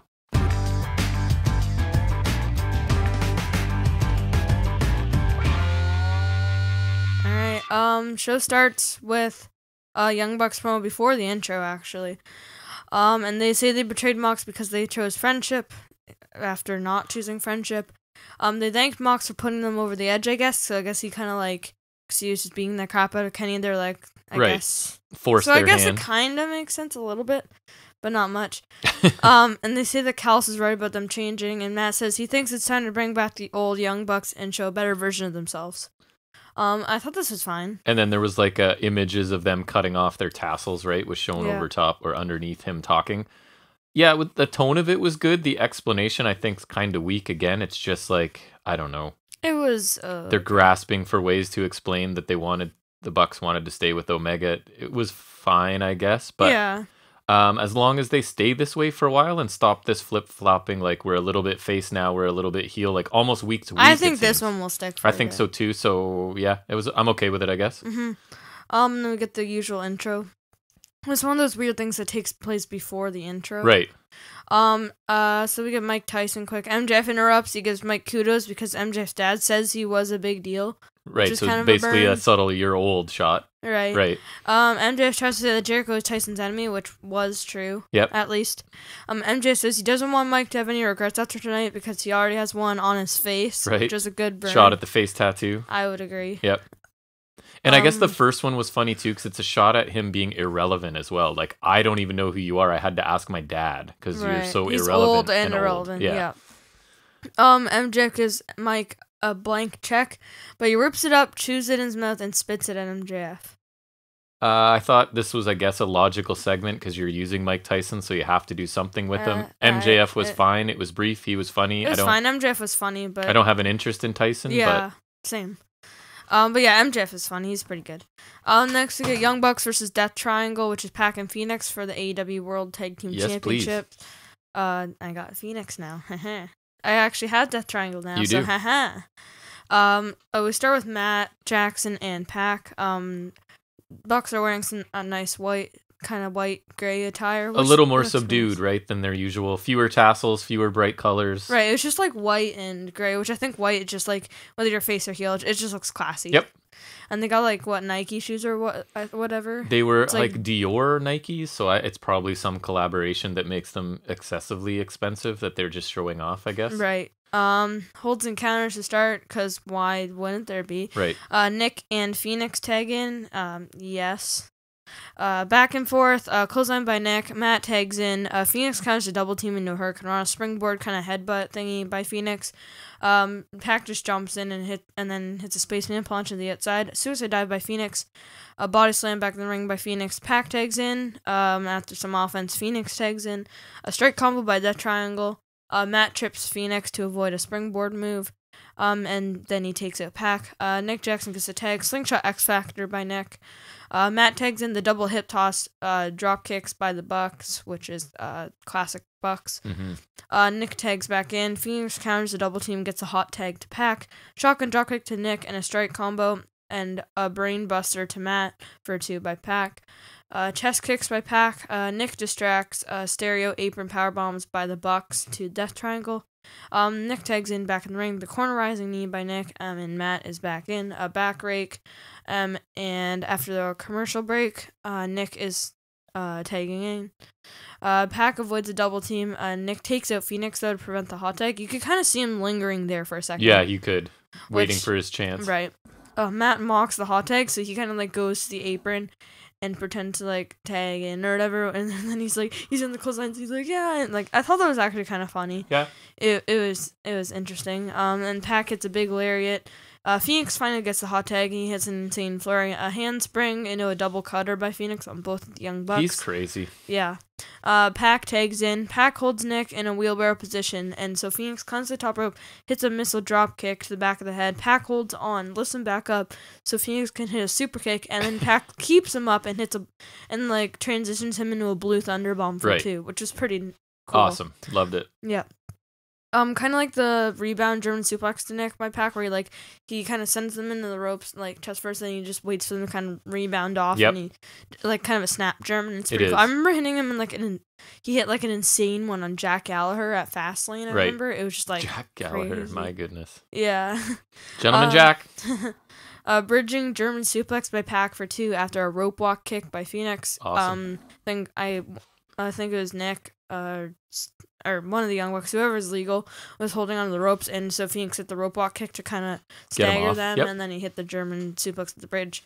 Corner pump kick by Pac on Nick Jackson, a super kick by Matt, an interesting kind of rebound destroyer on Phoenix by Nick. It was super graceful. Crazy. He gets higher, and it's a slower rotation. You can tell Phoenix jumps up, but it looks awesome. It's 2 amazing athletes working together, right, as wrestling is, and it looked really cool. Right. A strike exchange between Pac and Matt. Matt low bridges Pac out of the ring. Both end up on the apron. Nick and Phoenix kind of look at each other. They're kind of look around, and they both hit poison ranas at the same time on their respective opponents. Yeah, very Phoenix goes over the barricade and is caught with a super kick when trying to jump back up. And then Phoenix eventually jumps over, hits the outside cutter to Nick. Phoenix now tags in because he's now legal. Superplex by Pac, followed by a Ray Phoenix frog splash for 2. Pac tags in and hits the Black Arrow. But Nick uses Phoenix to break the pin, because I don't think anyone's kicked out of that. I don't think so either. It took a shove, right, and somebody falling into it to break it up here, yeah. Mm-hmm. Nick tags in. Nick counters a German suplex by Pac with a sneaky low blow, kind of like pulling the ref, and he kind of like does like the mule kick. The mule kick, right. Yeah. Phoenix tags in though. Nick rips off Phoenix's mask. What a heel! And then in case you were wondering, are they heels? Yeah, they're heels. And then he eats a double super kick while he's covering his face for the win. For the Bucks. Yeah, and I tease it, but I don't even mind it. Right, like it is a very obvious way to send that weird heels message. That's almost as heel as it gets, right? In pro wrestling. Yeah. I thought the match was fantastic. For a while, I was wondering. I didn't think it was going to go this long, and I was thinking, oh man, I was about to write my notes and be like, it was good, but there was another gear that they could have gotten into, and then they kind of did, right? So, which are usually my favorite matches, the ones that build, and you're sort of along for the ride. This is a group of 4 special performers. This was just a ton of fun to watch. The finish may have been a bit anticlimactic because it was just like 2 super kicks and it was over, but it makes sense for the Bucks. They're no longer looking to entertain, right? So in this, at one point, Callis did point out to us that the Young Bucks will not take flight when a punch will do. So it's this idea of they're sort of limiting their high-flying offense. Unless it's necessary. And I found it funny, one other observation I had is they've taken the tassels off of their boots, but their very wide headbands to hide Nick's receding hairline, unfortunately, had beads dangling from them this week. Really? I don't know if you noticed that. didn't notice his hairline. Oh my goodness. Really? It's been made fun of by, was it Acclaimed even took a shot at it? Really? Anyways, I thought a great opening match allowed the Bucks to put their newfound heelness on display. I quite enjoyed it. I really liked it. I thought it was a great match, and if not the main event, this is a good spot for it. Like you said, openers like probably the next most important thing. Yep. And I think this is smart because you're not going to put a Falls Count Anywhere match on as an opener on a TV show, right? And this they've done a lot of tag openers, 6-man tag openers, and it works for them, right? Like you get a lot of action. It started good and just got better over time, I think. Like you said, they kept going into another gear as the match progressed. Young Bucks were especially good here, in my opinion, because both teams were good in the ring, as always. But the Bucks impressed a little more to me because they did a really good job of like showing their new heel turn, differentiating from what they were like 2 weeks ago. They didn't do as much high flying. They had more cheap tactics like low blows. They showed off, mocked their opponents, and they ripped off Phoenix's mask, which, like I said, in the world of pro wrestling, that's pretty messed up. Oh yeah, that's. There was still some high flying in this match because Phoenix was involved, but Young Bucks did less of it, I would say. Yeah, I think so too, for sure. And the 2 teams meshed well together, and this is a great way to start the show. And I think this leaves it open for a rematch. It's probably a smart choice for the Bucks to pick to wrestle these guys when they're starting to do less of their high flying stuff, because you're still getting it with the other team, right? I hope we get a Bucks versus Lucha Bros, although I want Death Triangle to be heel, so anyways, great opener. Yeah. Next we get Hangman Page. He's asked about Omega and the Bucks. Hangman says probably 4 to 6 weeks for Silver, and then he walks off, so doesn't answer the question. Right. And then Silver rehabs by lifting up his arm with the Dark Order encouraging. Yeah, so he's just doing a front raise with no weight. Right, it's like when you hurt yourself and it's like, can you lift it? Yeah. Which I thought was really funny. So I like this too. Page is done talking about Omega and the Bucks, and no one could really blame him for that, I think, if this were real, right? Like, he just doesn't want to talk about them anymore, and I get that. Silver was funny every time he's on camera. But he's still a killer in the ring, and I like that combination. Yeah, his little bit was funny here. This was quick, and I thought I accomplished its goal, and I liked it. I liked it. Next we get the Inner Circle and Mike Tyson. Yep. Jericho says he and Tyson are allies because the Inner Circle are righting wrongs, and Jericho's first apology was to Tyson. Jericho says he respects Tyson because they both know what it's like to stay relevant for 30 years. I think only Jericho understands that. More so, for sure, for me. Yeah.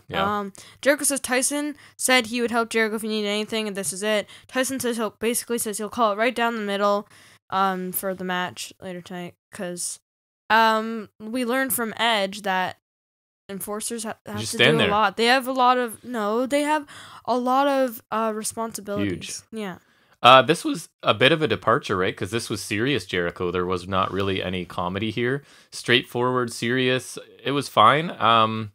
Nobody from Inner Circle other than Jericho has spoken a word the last 2 weeks, right? Which I don't know if it's good or bad. It's just something I noticed. I think it's smart. He is a pretty strong promo, so I don't think it's like I think it's pretty smart. Like, he's pretty good. Again, I don't think this is the strongest explanation of why Jericho and Tyson are suddenly okay with each other, but whatever. I don't want to dwell on Mike Tyson stuff too much. So that's true. Red Velvet versus Jade Cargill's next. Groan. Velvet attacks immediately. Corner punches by Velvet. A pump kick by Cargill. Velvet escapes a pump handle slam and hits a heel kick. Suicide dive by Velvet. Velvet descends into the barricade.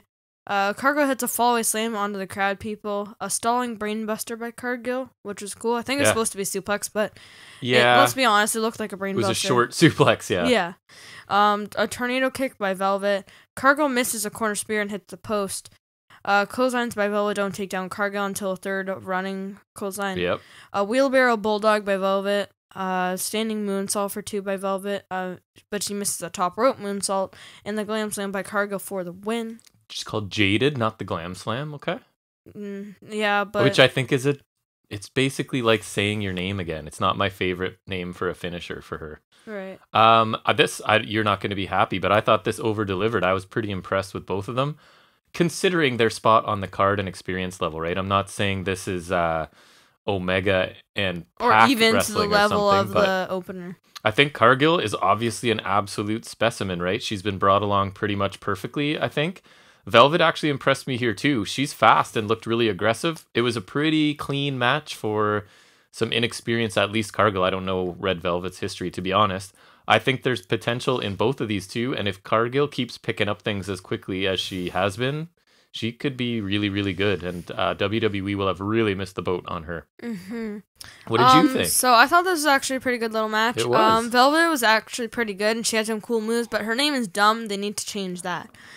Cargill isn't bad, and she had some cool moves, but she's still very new and kind of green, but she's improving. Yeah, they're just easing her into it really well, I think. She isn't bad, but I still don't like her just because, kind of like how I feel about Kushida. Cargill has more of a character than she does, Kushida, which is sad. Than Kushida, but, like, I just don't think it has much depth.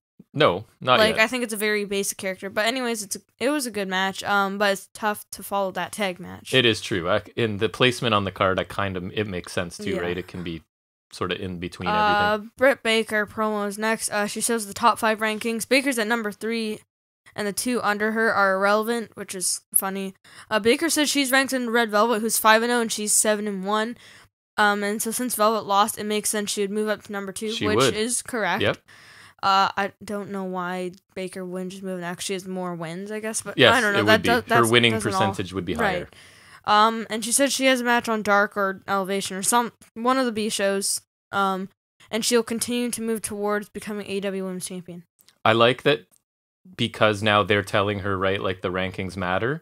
She's making fun of them, but then she's also following the rules, but she's going to pad her record in the easiest place possible, right? She's going to go to like Dark and stuff. That's smart. That's what you should do. Agree. So I kind of like this, and that she's like, whatever. And she also has a shirt that's Britt Baker DMD, but it's a play on take on the AEW logo. Oh, yeah. So it's basically like, corporate's telling me I have to do this, so I'm going to comply, but I'm going to get my record up against some weaker talent, probably. Yeah, so I like this, though. It's funny. She's kind of like playing the game or whatever. Exactly. Yeah, so it was pretty good.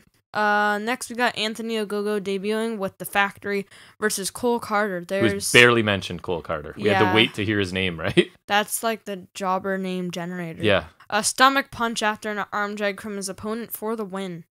And he wins via ref stoppage from 1 punch. Disappointed. I was kind of looking forward to this because this guy seems to have some pretty good charisma and can talk. And then this is what I got.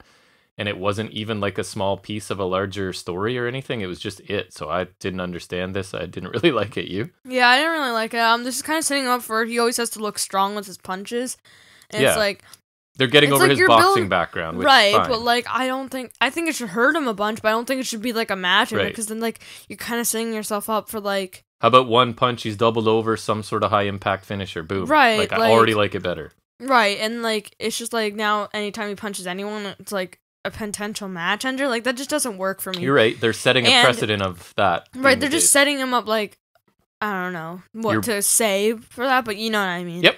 And we learned nothing about him. So if a body blow takes you out, imagine he punches you in the head, you're just dead. He's right, just gonna punch right through your head. Right, and then when they don't die, then he looks dumb. So you're just kind of setting it up to like be not make sense. I didn't love it. to be not make sense. You're an English major. Next we got Mirror Poem. He says he hasn't seen Kip Sabian since Arcade Anarchy. Me neither, and I'm very sad. And he'll move on with or without him. Amir says anyone with the championship should follow Kip, which I thought was pretty funny. Yeah. I thought this was actually a nice little promo. I think when Miro's serious like this and he's focused, I think he's really good. And I think it's probably not what he wants, because he seemed to want to do that whole comedy thing, but it was not working. I think this works. I think like when he's serious like this, like Rusev, or even Rusev Day was good. But... And this was less than a minute. It's a welcome departure from Sabian and Ford. No offense, Jack. I know you like them, but he needs to get away. And correction. I like Kip Sabian. Fair enough. But yeah, it was fine for what it was. Less than a minute. I don't dislike Penelope Serious Ford, Miro is way better. No, I liked it. Yep. Next we get Chris Jericho versus Dax Harwood, special outside enforcer Mike Tyson. And I wasn't too thrilled with this going in, but in his plain white t-shirt and shorts, Mike Tyson. I had to really got dressed up for this one. We'll see what I thought about this. Lots of punches. Tyson takes a chair from Jericho, because like, why would you take a chair, or like, why would you get a chair when like he's calling it down the middle? All right. No, I mean like, if you're Jericho, why would you get a chair? You know, okay. Like you got Tyson right there, and it's not a no DQ match, and like I don't know. I think maybe he expects Tyson to. Well, no, because he's a face now. So is he expecting Tyson to call it down the middle? Or I don't know. Some leniency, I guess. Harwood attacks and takes advantage. Tyson takes the bat from Dax though. Dax the axe. Ugh, that needs to go away. They're force feeding us that. I feel cash to smash. I don't like it. Smash and axe. Right? Or axe and smash. Maybe that's where it came from. Dax the axe and cash to smash. Haha. Both annoying. Jericho sends Dax into the barricade. Corner offense from Dax back in the ring. Back elbow by Dax. He hit Jericho with his own finisher. Yep. How dare he? I'm just kidding. No, when he hits a back elbow, oh my god, a back elbow. Oh my god, the Judas effect. Like, it's got a little extra stink on it. That's why. He's got perfected the technique. Okay. Chops by Jericho. Corner clothesline kind of like blows by Jericho, kind of like the Roman Reigns thing he's doing, where he just like over and over in the corner. Yes. And then a normal clothesline by Jericho. Dax is outside the ring. He kind of leans on the timekeeper's table. And he's like getting the doctor to check on him because he has the stitches, but then he just uses that to get a microphone cheap shot on Jericho, and then Jericho jabs him in the face at the pen. Right. Which I thought was kind of funny. Baby face. It's kind of retaliation, I guess. Body slam on the outside by Jericho. They're now back in the ring. Dax takes control and sends Jericho into the post, shoulder first. Chop exchange, post commercial break. Shoulder tackle by Jericho. And I'm surprised he didn't die here, but a top rope axe handle by Jericho. Amazing high risk stuff from Jericho. I know, I can't believe that, one, did not put away Dax Harwood. I know. And two, how is Jericho okay? Like, that's high risk. He's got to start working smart. He's getting old. I don't blame him. No, I know. Lion Salt for 2 by Jericho. I will give him credit. He can still do that. He did. Good. Well, the one time he almost died, but the last few have been pretty solid, Forearm exchange.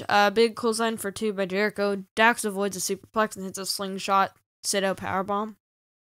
I mean, misses a top rope, kind of falling headbutt. Walls of Jericho. Cash Wheeler hits a cheap shot, which Jericho walks over to, oddly. That was really, really bad. Yeah, it's like, so you know when, like, really they're bad. In a submission, right? And they're trying to get to the ropes, so, like, the person kind of inches over to help them. This was Jericho literally walking over the ropes. As the one applying the hold, because he was like, oh, crap, I'm supposed to be over there for the interference spot. I'm going to walk right over to the opposite corner so Cash can hit me. I think what would have worked better is, like, right, picture this. So he gets him in the walls of Jericho, right? He's in the middle of the ring. But then Dax kind of rolls over and he, like, pushes him off with his feet, right? So Jericho's near the ropes. But then Jericho just takes him down and does it again. I think there was a million things that would have looked better than what happened here. But anyways. Roll up for 2 by Dax. Sammy Guevara attacks Cash. Like, Tyson's walking over. He's like, and Guevara just like, he's like, and he attacks him. Yep. Dax avoids a juice effect and hits a brain buster for a near fall. Love a brain buster. Poor Jericho, old man, getting dropped on his brain. Yep. Getting his brain busted. Mm-hmm. Code breaker by Jericho. The Pinnacle try to distract. They kind of come out, but the Inner Circle immediately attack them. Cash tries to sneak attack, but the bat is with the bat. But he's knocked out by Tyson. I'll give him credit. This punch actually did look really good. Yeah. For sure. I think for once that one hit pretty good. Yep. Back body drop and a Judas effect by Jericho for the win. And Jericho gets the win, and Tyson's an affiliate of the Inner Circle now. I forget the exact word. I think he called him an ancillary part of the Inner Circle. Yeah. Which is like, an unofficial whatever branch. It was a slugfest with a lot of really basic offense until near the end, but it was completely the opposite of the opening tag match, basically, but I still thought it was entertaining. I do like different styles and things. The busy finish isn't my favorite, but it gets Jericho the win, protects Dax somewhat. Dax become really strong even in singles matches, right? And Yep. I think he was really underused more so than I even thought by WWE because his promos are awesome. His singles matches have been really good. Amazing tag team. So, not a ton of exciting offense, but I thought a solid match, hard hitting by these two guys. What about I'm glad you said that because I didn't know what you thought about this, but I thought the show's been pretty good so far, and I even enjoyed this. The match had like an old school feel to it, in my opinion, just basic stuff, but I thought it was still pretty enjoyable. Yep. It was good, but different from the other two matches before, like you said. I didn't need Tyson involved, but he didn't do too much, to be fair. No, it was minimal. So I thought this was actually pretty enjoyable. Me too. We got an interview with, I guess I'll call them Bullet Club, because that's basically pretty what they much. are. It's Bullet Club. I think these guys were all together at the same time. Yeah, they were. Yeah, I can't remember exactly, but I've watched the recount, the New Japan documentary, like where they go back on stuff. Yeah. Like the whole, it's like a 5-part series for Bullet Club, I think, and I've watched that maybe 5 times. Nice. But so I just remember, because I remember there's the one part where Carl Anderson's like going over like all the people in the club. There's like Cody Holman, and so there was the Young Bucks, and there was, I couldn't remember if like Omega was around at the same time as the Good Brothers in the Bullet Club, because I know the Bucks were, because they were like, I think, OGs. Right. But he was, because I just remember that one part. Anyways, so Callis takes the mic from the interviewer, and he kind of just walks off. Callis says the wrestling world has learned when you think you've seen it all, you haven't. Omega says they never changed, they just got sick of pandering to the fans and being, like, nice guys, I guess. Matt says they're the best tag team in the world, even though the Good Brothers are standing right there. Yeah, that was a bit awkward. There was multiple references to the Young Bucks being the greatest tag team ever, as the Good Brothers are just standing. I mean, they're not, can't stand the Good Brothers. Right, but like, just in kayfabe, I guess, was an odd choice, yeah. And that they're back, and the tag division has been put on notice. The Bucks fake a camera super kick on the cameraman, and they're like, haha, and then Callis does a crappy super kick to the cameraman. So I thought this was fine. I have to still fully adjust to the Bucks being so quickly and like entrenched as heels now, because they were so torn up about it last week, right? Like couldn't decide, and now it's like just full commitment. Right, and they had like the earrings, like the cool guy earrings. But it's an impressive group of obnoxious jerks, right? And they have a guy in Callis who can cut killer promos every time. And it's just like an observation. There's a lot of strong factions right now in this company, right? 3 really strong factions, right? Between the Inner Circle, Pinnacle, and this. How dare you not include Death Triangle in there? Well, I mean, yeah. That's disrespectful. But a lot of very strong factions, and I like that because I'm a faction guy. And I love Death Triangle. Yep, me too. Thunder Rosa promo. She says she's taking over the world. I would hope not. She says she is back, and she'll face either Conti or Shida, whoever wins. Oh yeah, they face next week. Yeah, she said she's waiting also to take back the NWA title from Serena Deeb. So pick your priorities. Straightforward babyface promo. I thought she did an okay job. It's still not her strength compared to in-ring, but it wasn't bad. Chris Statlander versus Amber Nova. I don't like that Statlander also used Cassidy's theme. Like, I think that should be Cassidy's theme. I don't like that she's still booping people, but anyways. Oh yeah, she booped. The ref and her opponent. The ref, yeah. She hit a couple of arm drags to her opponent, who is Amber Nova. Amber Nova, yes. And then the nose boop, which is dumb. Scoop slam by Statlander, forms by Nova. That just sounds dumb. Gorilla press, that's like the female jobber name generator, I must say.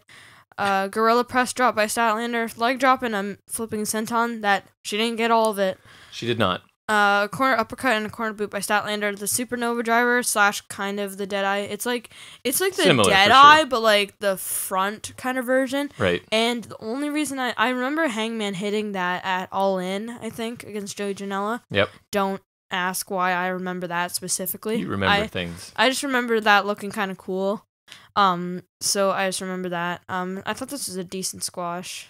I thought it was kind of unfortunate because it was a squash, and I don't think Statlander looked very good here to me. Yeah, it was, I don't know. I remember being more impressed by her than I was here in the past. Something just seemed off to me. Maybe it wasn't her fault, because I don't know if Amber Nova's a very strong worker, but to me, it's like they tried to give you a squash, and I don't think you looked impressive. So that's a bit of a miss, I thought. And I'm open to Statlander. I think she's very athletic and has some talent, but I don't think this was very good. And that the whole point was for her to look good. I thought it was okay. Yeah, it was a squash. I don't think there's too much to say about squashes in my opinion, but unimpressed. Nice. Next we get Team Taz again. Honestly, I'm not. Unless they're interrupting people I don't like, I don't. They need to do something, right? Like accomplish something.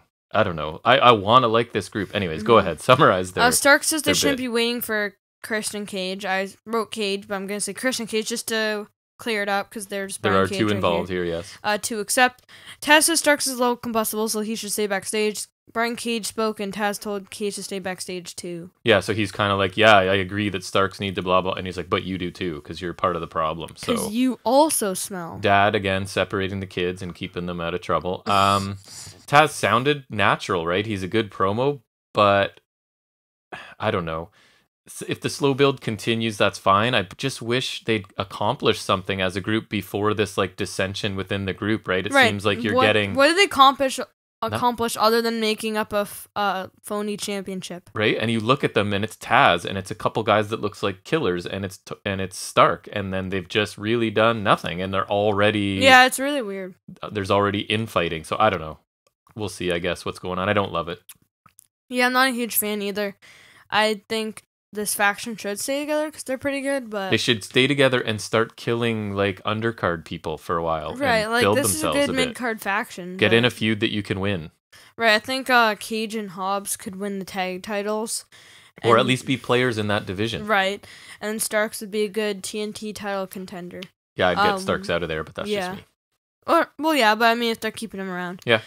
Christian Cage's open challenge versus, we'll see. Cage says it's a thrill to stand in the ring with Shivani. Okay. Crowd pandering right off the bat. Yep. Team Taz interrupts. See, he does. Remember, we pointed this out. He interrupts the people we don't generally want to hear. Yeah, I don't want to hear Christian. I don't want to see Christian, but I can't really control that. Nope. Taz asks if he's in or out. Cage says he's going to do it in the back privately like a professional, but since Taz came out, he'll do it now. Cage says he's here to win titles, not help Taz's problems, so he says no. After a short joke of some, I remember he made a short joke there, of course, because he's from WWE, and that's how they do it. Right. Taz says he made a big mistake and he never liked Cage. Will Hobbs enters the ring, takes a swing. Cage fires back with punches, but is overpowered. Cage is sent into the barricade and sent into the barricade again. Flapjack kind of dropped by Hobbs. Hobbs hits Cage's face off ring steps and stands on his head. This is dumb. What was the point? Taz did take a shot saying that basically Edge carried Christian in WWE, which was kind of funny. Oh, yeah, that's what it was. I thought this was like predictable progression, but the beatdown was kind of really, really slow to me. It wasn't very interesting. It wasn't even that severe either. Like, it wasn't that much. And I'm sure Christian's now just going to rack up wins against Team Taz, right? Who never seemed to win much. So maybe he starts working his way through this faction to build wins since he just got there. And to further their dissension. Right, which is the exact opposite of what Team Taz needs, but it seems like that's where it's going. Because I don't know is it believable Cage is going to lose to one of these? No, so not a huge fan. Maybe Brian Cage, but even then, like, I wish, but I feel probably like Starks would like cost him or name versus do name. Something dumb. The battle for the Cage name. It's like it's a arch nemesis match. Yeah. So nemesis. Yeah. Remember like the Goldbergs. Yeah. Hikaru Shida versus Tay Conti for the women's title next week. We get a brief package for that, but nothing to write notes about. Tay Conti speaks and it seemed fine, but I was typing notes to be honest. Will Hobbs versus Christian Cage next week. Oh my god, no thanks. Right. Ricky Starks versus Hangman Page next week. Yes, please. Yeah, that should be good. And Trent versus Penta next week. Could be very good depending on the time they give him. Yeah, that should be good. Yep. And our main event is Darby Allin versus Matt Hardy. Falls kind of anywhere for the AEW TNT Championship. I thought an interesting choice for a main event. I would say I think it's only main eventing because it's Falls kind of anywhere. Yeah, I guess so. And that's just like a main. If you're putting it on TV, that's a main event stipulation. Sure, doesn't take long for the weapons to get introduced. Hardy immediately has a chair, and Allin avoids it. Allin punches Hardy and went for an attack off the ropes, but Hardy hit him in the back with the chair. They battled on the floor, with Hardy hitting Allin in the back with the chair again.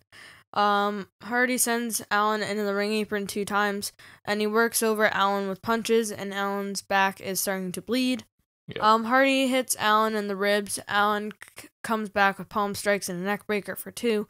Hardy sends Allen's face into the steel chair while the chair was open in the ring. I think like sitting, or was it was set up? Yeah. I think Hardy gets another chair shot to the back. He sets up for a twist of fate with the chair, but Allen comes back with a chair shot to the chest and 3 chair shots to the back.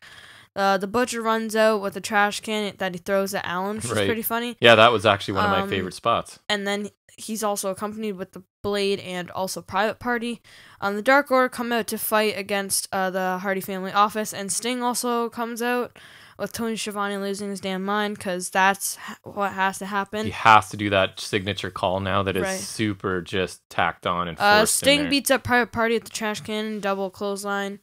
Allen's brawling with Hardy on the floor, with Matt whipping Allen over the steel steps and crashing in the barricade at ringside. Sting is back in the ring with Isaiah Cassidy and Mark Quinn. He's beating them up. He teases a double scorpion death drop, but then drops both guys when he sees Lance Archer.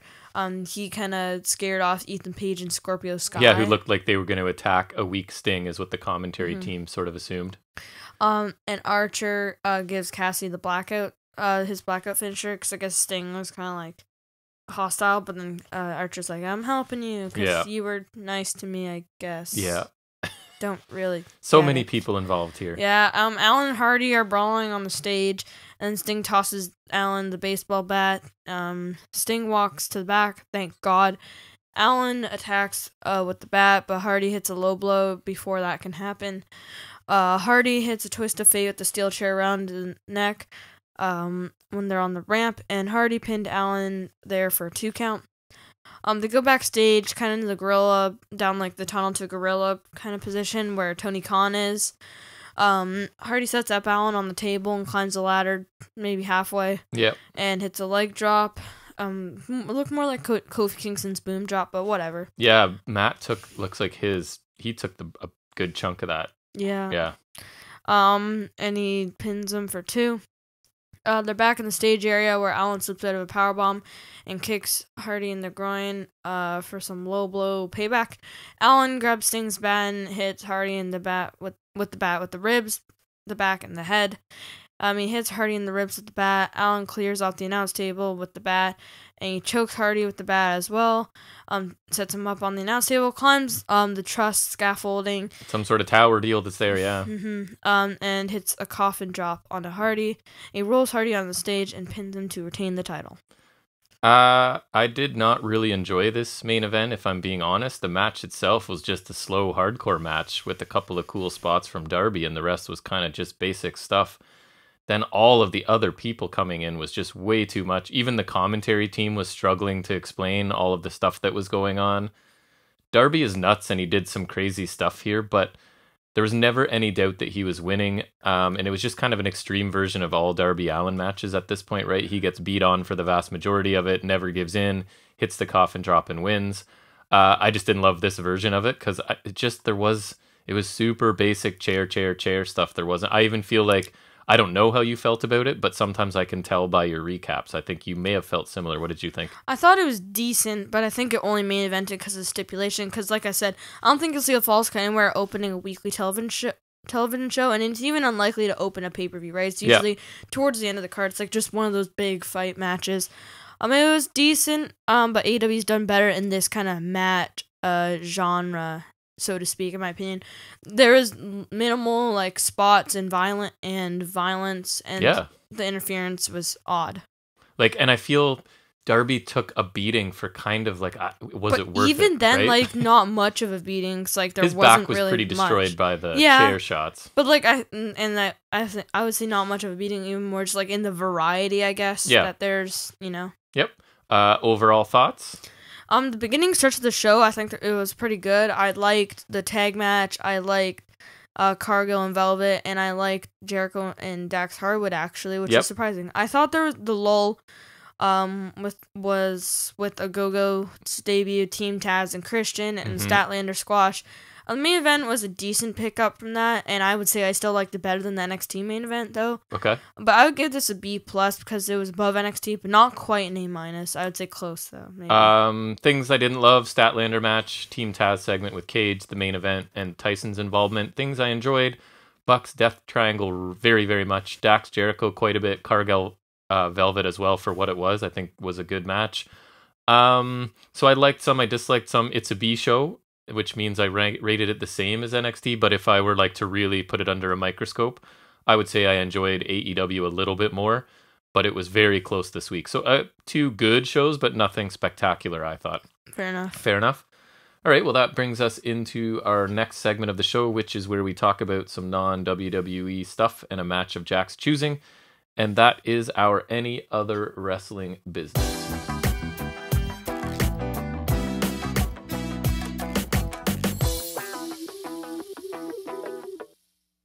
And the first thing I'm going to tackle is Ring of Honor this week. I'm still sticking it out with Ring of Honor. I'm thinking about ditching it at some point, but for now, I'm still covering. So Quinn McKay welcomes us to Ring of Honor and announces today's 2 matches. The main event, which they always give away first for some reason, is Gresham and Lethal facing Flamita and Bandito, as Gresham and Lethal are on a mission to get the tag team championships back. But first, the opener we're going to get is Rocky Romero versus Delirious in a Pure Rules match. So this flows right into the gibberish with subtitles promo from Delirious, and I mean literally, like if you haven't seen a Delirious promo, I quite enjoy them. They're hard to take notes because I have to read the screen while he's speaking, but he basically tells us he's been in ROH since 2004, and Romero was on the show that Delirious debuted on. He respects and understands what Romero has done, and he puts over Rocky's influence in wrestling. He says he has a scar over his eye from Romero, and he wants this match because they both love wrestling. He will wrestle and then go back into seclusion because he does not want any attention. I like his promos, so I found this one pretty cool. But I mean, he's just such a part-time performer. This feels like a filler match. Again, they're just pulling out guys. How old do you reckon he is? He's old. He's involved in like backstage stuff with ROH now. That's why they just pull him out for a match here and there, I think. Oh. So it's hard for me to care a lot about this. It feels like a bit of a just holding pattern match. But again, I like that they tell me the history between these 2 guys because it gets me more interested in matches. Rocky Romero then has his turn to speak, and he tells us the Pure tournament didn't go his way, but he's back, and someone from his past has entered the picture. He talks about he and Delirious debuting on the same day as well, and that they have unfinished business together. They've had rough battles before, but Romero has been wrestling in New Japan strong, while Delirious was here hiding in his basement, which is Delirious's thing is, right? He's an antisocial sort of, never leaves his house, hermit, that's the word I'm looking for. He talks about New Japan and mentions AEW and Impact as well, and he likes the idea of defending the Pure title in other promotions. He replies to Delirious with gibberish and says, "See you soon." Another solid promo from a guy that I fear I won't see in the ring again for months, so it's good, but why not use this time to have someone younger or someone you're hoping to focus on? More like I could be wrong, and maybe this is the beginning of them using Rocky Romero, but I don't think so. I don't see him or Delirious as regular in-ring talent, so my interest isn't super high, but it could be a good match. So we do get the match, Romero versus Delirious. So just really quickly, I never noticed how small Romero is because they always put up the tail of the tape, right, in ROH? He was a junior heavyweight in Japan. 5'6" and 176 pounds. That's like, I think, one of the shortest options. Yeah, he doesn't feel that short. In 2K, where you can like choose their height. That's like one of the lowest options. Because I've seen him wrestle a ton all over the place, and I never made that connection. Anyways, interesting. Extensive holds and counters to start, like almost 4 minutes, which would be an entire match on Impact. Before a drop kick by Romero, Delirious with his bizarre rope running, so he doesn't run straight across the ropes. He sort of goes at odd angles just because. Oh, so Delirious. Like say like it's like here, then he would like run to an adjacent side instead of the opposite side. Yes. Interesting. So then he hits a clothesline, infinite clothesline escape by Delirious, more rope running clothesline by Romero eventually. Delirious is that infinite clothesline escape. Yeah, because he started it, but he didn't finish it. So he got the first few of the infinite, and then he got away from it. Kind of like if Ciampa got cut off, and that would be nice. Yes. Delirious is then in control with slow, deliberate offense for a while.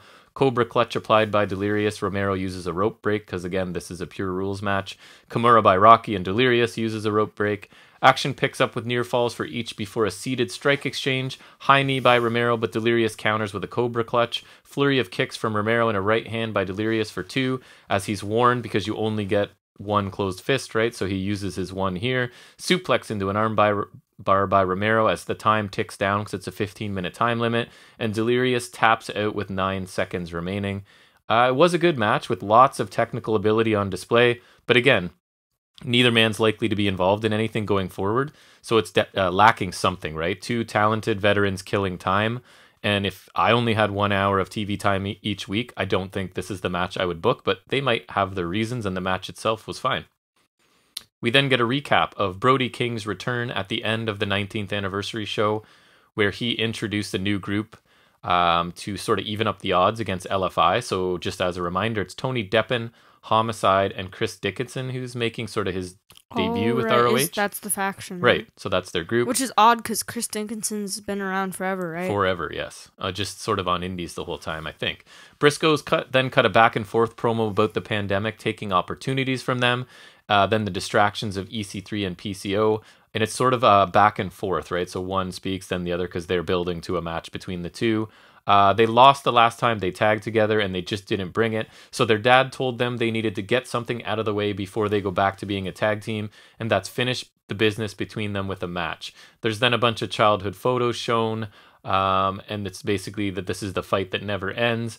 And 500 episodes and here they are. Let's go. May the best man win sort of thing.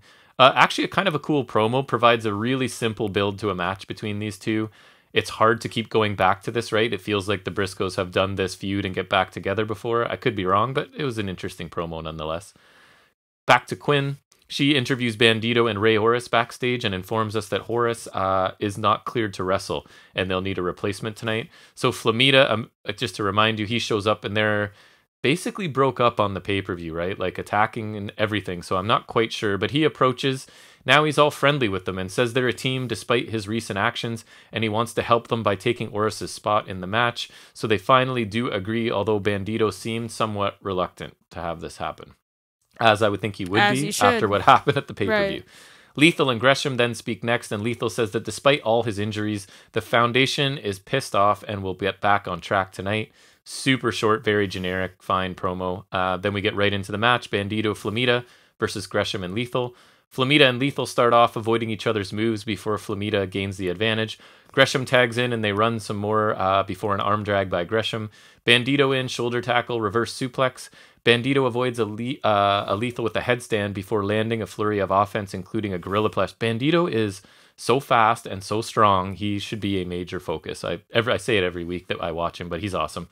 Flamita has a back in with a drop kick to Lethal's arm, double teaming by Flamita and Bandito, leading to a chancery drop kick combination. Miscommunication by Mexa Squad, I don't even know if they're still called that, but anyways, leads to Flamita getting a beatdown from Gresham. Gresham attacks Flamita's limbs with submissions. Lethal comes in to continue the domination of Flamita, focusing on his shoulder now. All four are in the ring, and Bandito accidentally hits Flamita with an enziguri. Uh-oh. Bandito apologizes, but Flamita isn't really having it. Bandito is dragged outside, and Flamita hits a standing Spanish fly to Gresham and tags in Bandito. Lethal Bandito strike exchange with a pump kick by Bandito. A nice crucifix bomb by Bandito for 2. Lethal injection countered with a drop kick by Bandito. Double team attempt, but Flamita drops Bandito intentionally. He almost hits Bandito as Lethal moves. Then he does so on purpose. So he almost hits him by accident and then it's just whatever, and does hit Bandito on purpose. I guess the breakup is official. This obviously allows Lethal and Gresham to double team Bandito for a near fall off of a powerbomb. Flamita comes back to taunt Bandito as he's in a knee bar from Lethal. And Bandito does eventually tap out as Flamita mocks him. Good match. The finish was obviously telegraphed. You could see where this was going a mile away. As soon as Horace couldn't wrestle, it was obvious where this was going. But it was still mostly an entertaining match, I thought. So overall, a decent show. Again, contained nothing from any top-tier talent. The opener was good, but it's two guys that don't normally appear on TV for ROH. The story progression in the main event was so clearly telegraphed, it sort of detracted. You knew where it was going as soon as they made the match. Which almost would make it less interesting. It was. So I gave this show a B-. And I think ROH has been in a bit of a lull since the 19th anniversary because it's still none of the main event talent or close to it are making any appearances. And that's been 3 weeks now. So they need to get for example, LFI back on the show, Brody King's faction get cooking, something going on, or I'm going to start losing interest. But this show was okay. Now I think we're going to turn it over to you for a minute so I can catch my breath. Pro Wrestling Rewind, number 8. Now I'm keeping tracks. It's we started at 31, and so we took a week off. Right, so it's one number behind. For Mania week, because it was crazy. Yes. And this one we did have to find on the network, so unfortunately not on YouTube. I had chosen it, like I actually had it prepared. And this is a nostalgia one for you, right? Because yes, very much. We haven't said who it was, but you were all about this group as you were and this getting is into like wrestling. A childhood match for me.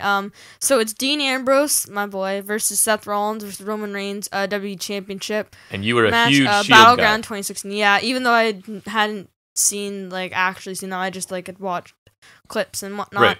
And this was like at the very beginning of my pro wrestling fandom. Yes, it was. I had only been watching for like maybe a few months. WrestleMania 32, I think, just before WrestleMania 32. So yeah, like a few months. It was my secret shame. I'd hidden it from him, right. and then he caught me watching it. This is 3 days before my birthday, July 24th. I remember, stay up a little later to. What a great guy! Watch the period. Oh yeah. I remember. I think it was this show. There's like a Miz versus Darren Young match, and like Bob Backlund. Sounds like a barn burner. Bob Backlund is managing Darren Young and make Darren Young great. Oh yeah, quote unquote again. Right. And I remember there's a really, really weird finish, but this is a special one for me. I just. I was a small nostalgia choice. Yeah, these were like literally my 3 favorites at the time. I think I even wrote them in the order that I liked them. You did love them. Ambrose, Rollins, Reigns. Yep. So I love this. So history, I literally wrote, I think, the whole history, or like the history of like, just not the whole history, but just like the lead up to the match. Some context. Off the top literally off of my memory, yes. Yep. So it all started at Extreme Rules earlier in the year, like maybe a month or 2 earlier. Yeah, that's fine. Roman Reigns had just retained the WWE title in Extreme Rules match against AJ Styles. I remember the finish. He countered the Phenomenal Forearm into one of the better spears he's ever hit. Right. I remember there was another one in Survivor Series. He countered Shane McMahon's Coast to Coast. Mm-hmm. That was pretty cool. Anyways, and as he was celebrating Seth Rollins' return, he ran from the crowd and nailed him with the pedigree. This was his return from his initial knee injury that ended his first world title run. Right. And eventually a match between Reigns and Rollins was set for Money in the Bank. Rollins came out on top, countering a spear into a pedigree, but he had to hit another pedigree for the win. So yeah, you remember that one. Mm-hmm. The same night, Dean Ambrose became Mr. Money in the Bank by defeating your boy Alberto Del Rio, Cesaro, Chris Jericho, your actual boy Kevin Owens, and Sami Zayn. Yes. He immediately cashed in after Rollins went, attacking him from behind with the briefcase, and 1 Dirty Deeds later, he was the WWE champion. I remember tuning into Raw the next night, not having seen the ending, and not even knowing Ambrose had won Money in the Bank, and I was just speechless when I saw him with the title. You were a happy boy. I was just like, so happy. And marking out, as they say. Yes. Rollins and Reigns had a match to decide who would face Ambrose for the title Battleground, but it ended in no contest. I believe it was a double countout, but I honestly don't remember exactly. And the week of Battleground, Seth had called for a rematch, so they had that on Raw, which is the night before the brand split draft, which is on the first Tuesday SmackDown. Right. And so it ended in a double pinfall. They had a rematch on the WWE Draft SmackDown episode, which was the first Tuesday one, I think. And Ambrose retained. Ambrose was drafted to SmackDown that same night. And Rollins is the number 1 overall pick and also was drafted to Raw first. Mm-hmm. And then Roman Reigns is also drafted to Raw, who had been gone for the majority of the past month, I think the whole month, due to a wellness policy violation. And this all culminated in a triple threat match, the title at Battleground, which would also decide which brand would get the WWE title, as Rollins and Reigns represented Raw and Ambrose represented SmackDown. And that's where we are right now for this match, right? Yes, and that was just literally my memory. Nice. I remembered 10% of that, maybe. Nice. Yeah. So we start and we get a Roman sucks chant. This is prime babyface Roman, nobody like him. That was my note too. Roman gets booed, but not because he's supposed to. And it's just sort of interesting to see. And keep in mind, so Ambrose is cheered, Rollins is kind of cheered, Reigns is booed. Rollins is the heel. Right. Rollins kind of offers a fist bump, trying to align with either one of these guys, I think. That's a nice touch, I thought, actually. Reigns attacks him. Rollins is sent out of the ring, and Reigns just kind of pursues Ambrose is in the ring. And Rollins tries to escape into the ring, and Ambrose sends him back out with the clothesline, and Rollins is sent into the barricade, And Rollins gets thrown back out by Reigns, and a roll up on Reigns by Ambrose for 2. And he's kind of just like trying to win. It's like Rollins like, okay. Yeah. You know? Like, okay. Yeah, like he's like, yeah. He's like, I don't know, he's smiling. He's like, yeah, I get it. Yep. I get it, dude. I understand. Yeah. Shoulder tackle by Reigns. Oh, I think commentary is like, Roman's a former champion. He knows what the title means to Dean, or something like that. Yes. Commentary speak. Yep. Shoulder tackle by Reigns. Uppercut by Reigns. So you kind of like the Gold Dust. Yeah, or Kane. Yeah, nice. Kane does it standing. Gold Dust is more sliding. Yeah, he does like he drops down to his knees and doesn't. Cody flopped on his back and does it. Right. Uppercut by Reigns and close end of the ring by Ambrose to Rollins, and then now a roll up on Ambrose by Reigns for 2, and then Ambrose is like, okay. Mm-hmm. And Reigns avoids the dirty deeds. Brief strike exchange. Ambrose ducks multiple clotheslines, but a crossbody is just basically absorbed by Reigns, for lack of a better term. Corner stomps to Reigns by Rollins, who re-enters the match. Reigns catches a Rollins dive and fireman's carry, and Ambrose drop kicks Reigns, which causes a Samoan drop on Rollins, which is kind of cool. Corner back and forth by Ambrose and Reigns. They kind of like have brief bits of control. Sling blade on Reigns by Rollins. A hammer throw to Ambrose to the corner by Rollins. Wait. I don't know if I said that right. Corner punches by Rollins. Corner running forearm by Rollins, and the STO into the middle turnbuckle by Rollins, which is pretty cool. Yep. And Reigns catches him with a drive-by drop kick. Kind of out of nowhere. He wasn't in frame at all, and he just came flying in. Rollins is sent into the barricade. Ambrose dives onto both of them. Knee to Ambrose by Rollins. Ambrose is sent into the ring steps by Rollins. Reigns sent into the barricade by Rollins. Rollins gets backdropped into the timekeeper's area by Reigns when going for running attack. Right. Headbutt by Reigns, and Ambrose runs along the announce tables and dives onto both into the timekeeper's area. A top rope missile dropkick on Reigns back in the ring by Ambrose. Corner running forearm and the running bulldog combo by Ambrose, which is a signature move of his. The lunatic elbow for 2 by Ambrose from the top. Frog splash out of nowhere after the kick out by Rollins on Ambrose for 2. Reigns avoids a pedigree. Uppercuts by Reigns. Corner clothesline shots by Reigns. Clothesline by Reigns to Ambrose. Superman punch to Ambrose. Reigns catches a springboard by Rollins with another Superman punch. Rollins and Ambrose both counter the spear.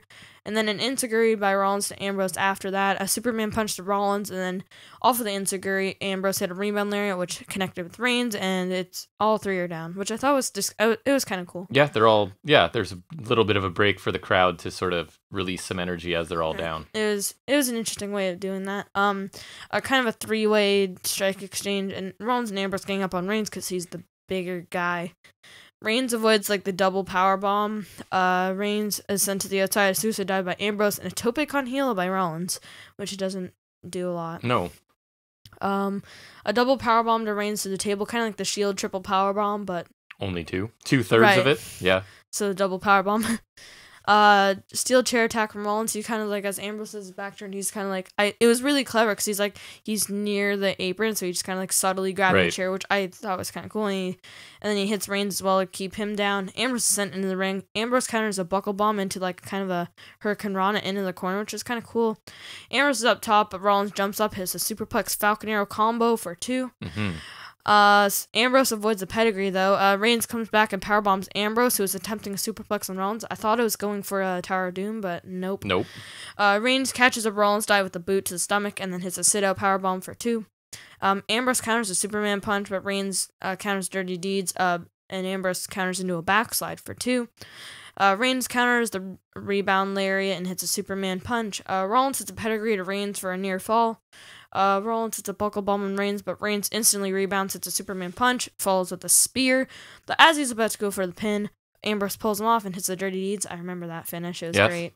And I love that as a child. And Dean Ambrose retains. Yes, he does.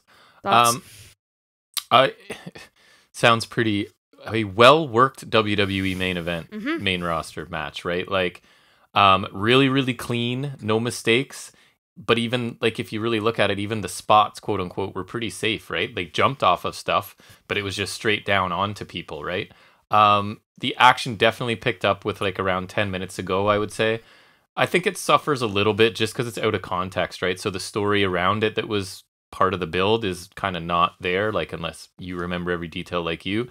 But I thought it was a very good match that built as it went along. Nothing spectacular, but like this is what WWE wants their main event matches to be. They look good, they're telling a story, but they're working Which I don't safe. think they've done as of late. No, and there was a little bit of it's my turn to be out so you two can fight, and now it's your turn to be out so we two can fight. But I gave it a B overall. Like it's a good match. A WWE main event, main roster style match that they all know what they're doing. They minimize the risk, and everything's clean. So it was a good match. I am a little biased because Amber's my favorite. The other two were also kind of my other favorites. You love all these guys. I was a child. Yeah. I liked this match back then. I still do like it now, just because it is nostalgic for me. Yep. There were some cool sequences and good moves, and like you said, it's like pretty safe, but still some high impact stuff. Yep. It's nice to look back at a time where main roster matches were consistently good. I feel like this string of pay-per-views post WrestleMania 32 had some great main events.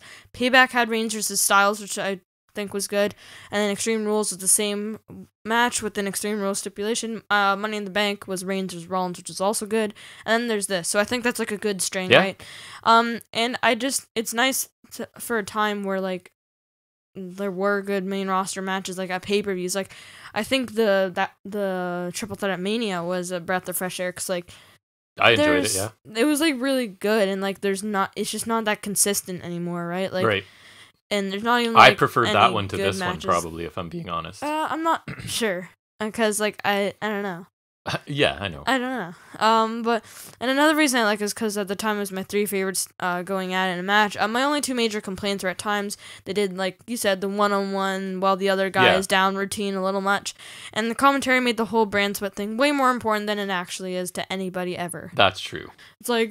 That part of the story felt kind of tacked on. Right. There's already enough with these guys without making it about brand supremacy. JBL's like, I don't like Demons, but I'm rooting for him because I want the title to come to SmackDown. It's like, it's ridiculous. But overall, I still love this match. It's very special to me. I'd give it an A- just because it was good, and I'm a little biased. It's definitely good, and the nostalgia effect. And it was the frickin' Shield face-off, man. Yep. So yeah, I had no issues with it. A very good match. Yep. All right, so that brings us into the last thing I'm going to talk about, which is the first ever, well, not first ever, but first in this run Thursday night episode of Impact Wrestling. And it starts out with a recap of Jazz, Deanna. Were they on Thursdays before? I can't say for sure. That's why I don't want to say first time ever, because I feel like they've moved around a lot, so there's a chance, right, that they've been on Thursday. They've been on Mondays. They've been on Thursdays, so maybe even Fridays. And my memory's not great, so who knows? I'm wondering if they've been on every single day of the week at some point. It's possible, other than maybe weekends. I don't know. Well, yeah, that's what I mean. Like the week, though. Weekdays, yeah. So recap of the Jazz Purrazzo Championship match from last week, which Jazz lost, leading to retirement. That should be coming up tonight, along with the main event, which was the 6-man tag with Swan Mack, Willie Mack, and Eddie Edwards defeating Kenny Omega and the Good Brothers. And then we go from that package straight into the opening match as TJP is making his entrance. And it is TJP versus Josh Alexander, which has the potential to be a great match. So let's see what happens. TJP starts out actually out wrestling Alexander on the mat. But he couldn't force Alexander's shoulders down for a pinfall, so he gets the advantage, but Alexander's just a bit too strong and his shoulders won't touch the mat. Alexander then takes his turn in control of TJP on the mat until TJP escapes and goes after Alexander's arm. On their feet with holds and counters next until Alexander uses his power to dump TJP to the mat. Submission on the outside by TJP, but Alexander powers out, power bombs TJP on the apron. Multiple armbar and ankle lock counters between the two. Alexander powers out of a submission a bit later with another power bomb, followed by the J Driller for the win. I really glossed over a lot of the action in this match. This was a very good Impact opener. Two talented guys. Alexander tried to slow things down, sort of to stay on top of TJP. And TJP kept trying to use his speed and skill to gain an advantage, and the dynamic between these two seems to work really well. This also, by Impact standards, got a lot of time. Care to guess? Standard Impact is about 4 to 5 minutes, it feels. 12 minutes. 11, very close. Mm-hmm. And a good decision, in my opinion, because these two guys can put on entertaining matches every time. I also really like the decision because I think Alexander, I keep saying, push the guy. He's awesome. He deserves a big push. TJP, amazing in the ring. Not so much anywhere else. The commentary team goes over all the Impact events happening the next week, and I'm not summarizing them, leading into the pay-per-view on the 25th. Then they hype Jazz's retirement, a new Tennille Dashwood show that we're going to get tonight, and the Omega Swan press conference that will main event tonight's program. This is followed by a brief vignette hyping the return of Taylor Wilde to Impact. Do you know anything about her? Oh, yeah, I've heard she's coming soon. Did you ever see her or anything? I just know she's a former Knockouts champ. They do need more Knockouts talent, but I'm not super excited that Wilde's the new addition. I don't remember her being amazing, but I'm sure she's fine. We then get Crazy Steve accompanied by the rest of Decay versus Carl Anderson, who's out there with good old Doc Gallows. And it's quick action to start, and then a chin lock by Anderson pretty early on into this. That's always a good sign, right? Right? Crazy Steve escapes, gets a brief flurry of offense, Speaking of crazy, a freaking chin lock? Wow. A sliding flatliner and a crossface. Gallows distracts Steve, and he walks into a spine buster from Anderson for the win. This was back to the standard Impact 4-minute match after the lengthy opening match. There was some decent action here, but then there's a couple instances of boring chin locks applied by Anderson. But again, I do find it hard to say much about 4-minute TV matches, so that's about what it was. Right, it's almost like squash matches, right? Yeah. Gallows pinned Black Taurus at Hardcore Justice. Now Anderson's defeated Crazy Steve. Wait, he did? Yeah, Gallows beat Taurus? Of course he did. Oh yeah, I didn't even review that show. I did watch it. It was somewhat entertaining, to be honest. But yeah, of course. You didn't talk. I thought you would have freaked out and be like, "You beat Taurus." So this, I feel like, is the role for Decay right now. Mid-card fodder for bigger stars, I guess. Swingers Palace time, buddy. You know how I feel about that. And now I know how it looks. So. And guess who walks in? Oh yeah, you were surprised. We should talk about that. How cheesy the set. I was expecting. It's a room with a table in it. Like some sort of because Jack does not watch Impact at all. Like a palace or I don't know, just not what it is. No, it's just a room backstage with a table in it. So Ace Austin and Fulton show up in Swingers Palace. They come to ask about the odds of betting on Ace Austin in an upcoming match.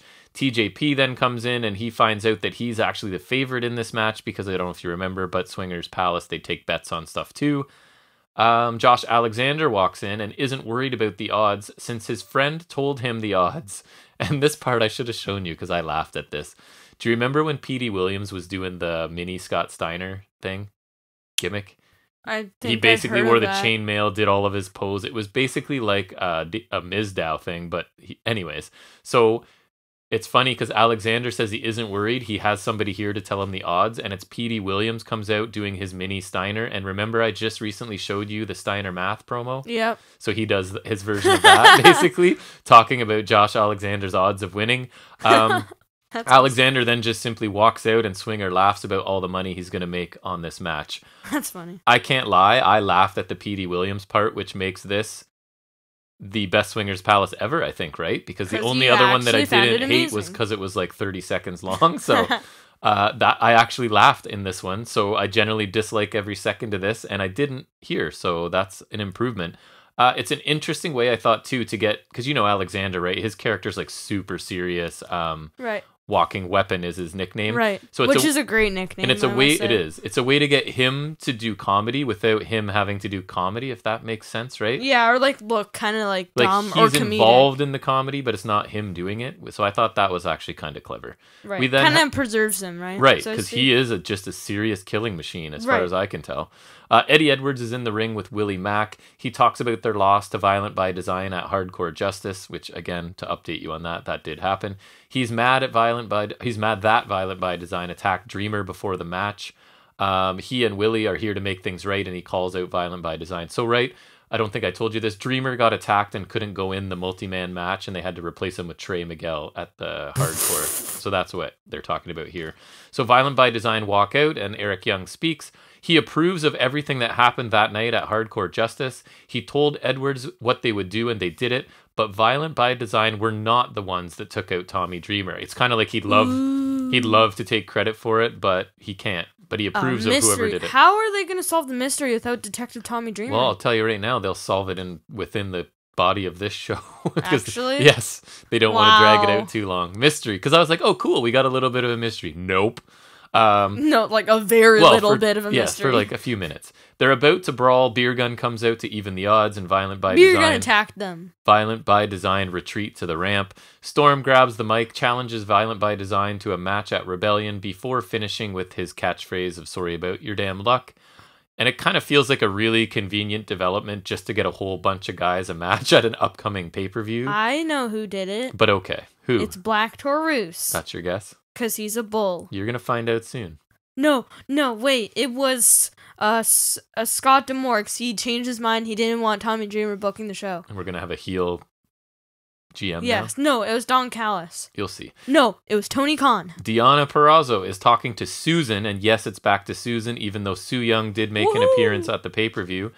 So she's checking in and making sure that Susan feels like herself, and I guess the point is she doesn't want to have to deal with Su Yung. Scott D'Amore approaches, warns Deonna that she better not get involved in the Jazz retirement segment later on. So we then get Tenille Dashwood and her first ever backstage show called All About Me show. And I thought it was going to be called the Spotlight Show. I was a little bit nervous about this because some of their backstage shows have not been very entertaining. But so the premise of this show, because it's all about her, and I like this right away, is she, even though it's her show, is always the guest. And the people that come on it are the host because they should only talk about her. And the people coming on can ask her questions about herself. That's funny because it's the opposite of everything else. Right. So her first guest is Gia Miller, the backstage interviewer. So Gia that's funny because that's already what she does. And I thought Gia was funny because she points out that the set looks recycled because it's exactly the same as Madison Rain's locker room talk set. Which is one of my things I was nervous about it. Anyways, Gia starts to ask a question, but Tenille interrupts her and finishes the question, right? So it's basically like, come on the show, ask whatever you want, but I'm going to cut you off and just finish the question. Because it's all about me. And then she gives a lengthy response about her influence on the Knockouts division and that she will be successful at Rebellion and so on. Gia then goes to ask a follow-up question, but is denied. Gia looks confused, and then Caleb basically tries to get her to leave, and that was the segment. And I actually quite enjoyed this. It's for sure my favorite thing that Dashwood has done. It took like what should have been a 30-second promo by her, right? And stretched it into like an embellished segment. And it makes sense with her like selfish influencer character, right? It was basically a way to get a segment where people are asking her about herself every week. She orchestrated an entire production to get the maximum attention for the smallest possible thing. And I thought this was pretty clever thing to do. I don't know if they can keep up this entertainment level every week, but I thought this, and even just that premise of I'm the guest every time and you come and ask me questions was funny. She's a guest on her own show. So I liked it. I'm happy. I've wanted to like Dashwood since she's gotten here and I haven't. So this is something interesting at least. Jazz then makes her way to the ring with Jordan Grace. I'm going to summarize this a lot. It's her retirement thing here. So she said she came back to Impact hoping for one more title run, but that couldn't happen at Hardcore Justice because she did lose to Deonna Purrazzo. She knew Deonna was going to give her a run for her money, but Jazz felt she had one more run in her. Deonna is a true champion. Jazz knows that Deonna is the present and the future of women's professional wrestling, sort of putting her over on the way out, which I thought was classy. Jazz thanked Jordan Grace for the honor of teaming together and said Grace's future is bright. She never had a history with Impact before this current run, but the last few months on the Impact roster allowed her to leave wrestling with a bang. She starts to discuss tonight, but Fire and Flava interrupt from the stage. Tasha is holding a Kleenex box as they run down Jazz and highlight her recent failures, which I thought was funny, all the ways she hasn't been successful lately. Grace stands up for Jazz, tells the heels to shut up or come down to the ring. Fire and Flava try to wriggle out of the match, saying they don't have time, they're too busy, but a ref shows up behind them and the match will begin. Wait, so is Jazz in a match? Right, so my note was so Jazz isn't retired then, so there is, I guess. So I was kind of bored There's another mystery for you. I was kind of bored by Jazz here, just sort of playing it straight, right? But Fire and Flava definitely spiced up this segment. They brought some energy and a bit of humor to this. So then we do get Fire and Flava versus Jazz and Jordan Grace. I'm confused. But Grace is on fire to start, ending in a Vader bomb. How dare you think a wrestling retirement would be honored? How dare you? Right? Jordan Grace is so fast and aggressive. You know who I finally made a connection who she reminds me of here? Tessa Blanchard. A bigger, stronger Tessa Blanchard is exactly what I put. Jazz gets some punches and some sort of driver. And Jazz pins Kiera clean really quickly. The tag team champions, I suggest. The person who's supposed to be retired. All right, Jazz grabs the mic, calls Fire and Flava disrespectful. She continues her speech where she left off. She announces her retirement and thanks the fans. Roster... I guess she wrestled before she announced her retirement. That's right. The roster came out, surrounded the ring, and it was a nice, heartfelt speech from Jazz. It wasn't too long. Actually, a cool segment for her to go out on. But I like the idea for this segment with the interrupted speech and a quick squash match for her to go out with the win. But why the tag team champions losing in a squash match to somebody who is literally retiring at that moment? Why not, just off the top of my head, Kimberly and Susan? Something, right? I don't... And maybe, again, this is going to be basically non-canon. I don't know. But it made Fire and Flava look kind of ridiculous. I like the idea for Jazz. I don't like the use of Fire and Flava in that role. Hogan and Steels are then furious backstage and yelling at Scott D'Amore. D'Amore makes a rematch with Grace and Jazz. Oh my god! And Fire and Flava leave. Jazz and Jordan arrive and D'Amore tells them about the match he just made. Jazz thankfully says she's a woman of her word and that she will in fact stay retired, but that Jordan deserves the shot, and Jazz has her partner picked out for her. Mystery partner, y'all. How did she pick out a partner that quick? She didn't even know the rematch was coming. So D'Amore agrees out of respect for Jazz to let her sort of pick Jordan's partner for the match. I always like a mystery partner, but you're setting yourself up for disappointment, right? Because I immediately can't stop myself from thinking somebody new, right? That's always what we're hoping, somebody new. Right, I was hoping, that's what I was hoping for the Cruiserweight Open Challenge, and I got Kushida. Right, and I could be super disappointed and she'll just pick ODB, right? Which I think is actually Taylor Wilde. Is likely, maybe. So that wouldn't be super impressive, but we'll see. We then get a Pick Your Poison match. Do you know what that is? No. It is where your opponent in a future thing or somebody you're having a feud with picks your opponent for you. So it's going to be Myers with an opponent chosen by Cardona. I would just always pick AC Romero. I'd pick Black Taurus. Or Black Taurus. So this is Brian Myers versus Jake something. So Cardona picked the opponent for Myers since Jake has defeated Myers before. I think he thinks this is mind games, right? I'm going to make you wrestle a guy that you can't beat. Cardona watches the match from the ramp. Jake dominates early, showcasing his power. Nice running shoulder in the corner by Jake. Myers runs away, basically comes back in the ring, and then as Jake's following him and re-enters, he hits the roster cut for the win. Myers then announces his choice of opponent for Cardona, and it's Sami Callihan, and that'll happen later tonight. Really? I hate that Jake lost this match in less than 3 minutes. He has real potential. They've been pushing him a little bit, or at least putting some attention on him. And, he just got something. So this is the second thing in a row where I'm like, why did you make this choice? Why not Mahabali Shera or Fulton or somebody else in this role? That's a couple curious placements of talent on this show. But I mean, who am I to judge, I guess? I'm just a guy in his basement talking about wrestling. We then get the next match is Matt Cardona versus Sami Callihan right away. And Cardona hits a Rough Rider as the bell rings for a near fall. Battle outside, including a boot. It's called Radio Silence. It is called, you're right. Boot and a neck breaker, on the floor by Cardona. Sami chops the ring post by accident. Cardona hits a Russian leg sweep into the barricade. A little bit later, Cardona takes an awkward fall over the ropes. And after a lengthy exchange, Sami hits an exploder on the floor. And then I think Sami, and it did show that later, Sami just takes a moment to show the camera that has basically ripped off half of one of his fingernails, which I thought was interesting. He doesn't seem to care. I do that sometimes. He's almost more proud of it. No, but ripped his fingernail off, to the point where you would be in excruciating pain. I don't do that sometimes. We then get a Radio Silence for 2 by Cardona, which was the Broski boot, so they've called it a couple different things, I think. Radio Silence is... the Rough Rider. I know. And they call it... The Broski boot, they call it the reboot. Oh, nice. I didn't catch it. Sami takes punishment, keeps kicking out of things, is basically the story of the middle part of this match. Series of counters and a Saito suplex by Sami for 2. Frankensteiner by Cardona. Sami pulls the ref in between, thumbs Cardona in the eye, and hits the package piledriver for somewhat, for me, an unexpected win for Sami Callihan. Right, I think Cardona's one of those guys who's just I guess we're gonna win. I assume they're building him to face Myers, right? So I was a little bit surprised, pleasantly to be honest. Sami then grabs a mic, kneels in the ring. He laughs and says "woo woo woo," which I thought was a funny little shot at Cardona. And he says, now on to bigger and better things, and he calls out Trey Miguel. Trey comes down to the ring as Sammy's like, I'm not going to fight you or hurt you, just I want to talk to you sort of deal.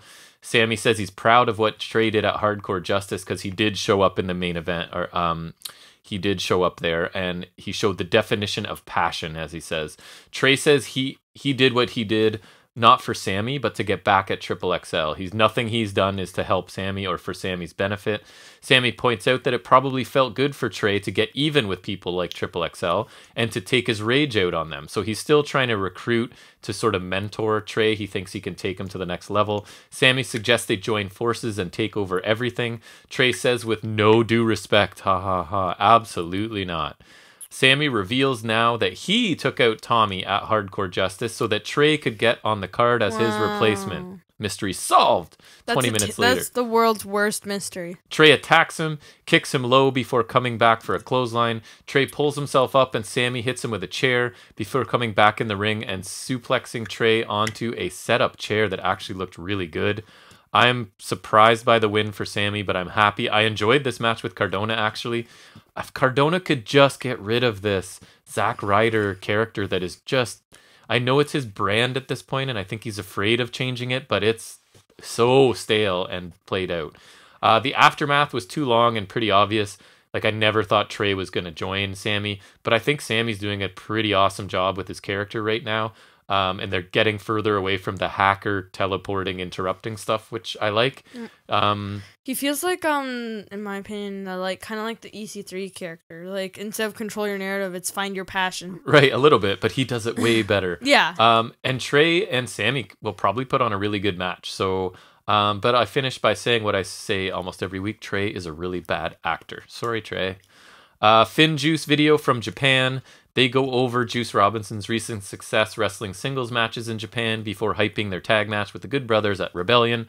Was really a nothing segment, just a reminder that these titles and this team exist, basically, before they come back, I guess. Another rundown of Impact's programming and hype for upcoming cards, which I'm not going to get into. The press conference, which I actually played the bulk for you as well, so I've seen it a couple times, because I thought it was pretty good. So, the press conference, it's set up. It does look very official, as much as Impact can make it look official with their budget. You've got Khan and Jerry Lynn are there for AEW. Swan and Scott D'Amore are there for Impact. And obviously Omega and Callis are conspicuous by their absence as this starts. They take question from a few journalists, I guess. One is a generic one for Swan, who answers it. Josh then reads a question about Impact having access to the title and the champion if AEW wins, and Tony responds, completely not doing any sort of character this week. He's playing it completely straight and says that, of course, the expectation is whoever wins, the other show will still have access to that champion and their title. D'Amore takes a tiny shot at Tony Khan, but he also keeps it mostly professional. Compliments AEW and Khan, as well as himself and Callis. Both sides suggest there will be a definite winner in this, because one of the questions was about what if there's not a winner, and they're saying, Khan goes on to say, like, there's always a winner on AEW sort of thing. We don't do that. Anyways, Josh starts to read the next question, and Kenny and Callis, their music hits, and they enter, obviously making an entrance was their plan. Callis gets asked about playing both sides. Either he has to be an executive with the company or the personal manager of Omega. Callis shows up late, does not like the very first question, and just takes over the podium and the entire press conference, which I thought was pretty cool. Yeah. He does a quick little promo. He puts over Rich Swann, summarizing again their history where Callis always supported Swann and contacted Swann every week when he was out injured, and was one of the guys really pushing for Swann to have a big place in this company. But Kenny Omega is family. He then hypes Omega as only he can, turns the podium over to Omega. Omega, I just thought, was great here as just a slimy jerk. He refers to, like, this is no big deal to him. He does this kind of thing all the time, these press conference, these hyped matches, whereas this is new for Swann, so he's likely nervous. But this is just sort of every day for Kenny Omega. He then mocks Swann's outfit, right, from the Target bargain bin, as like Omega's in like a very nice suit and the whole deal. He's dressed for it.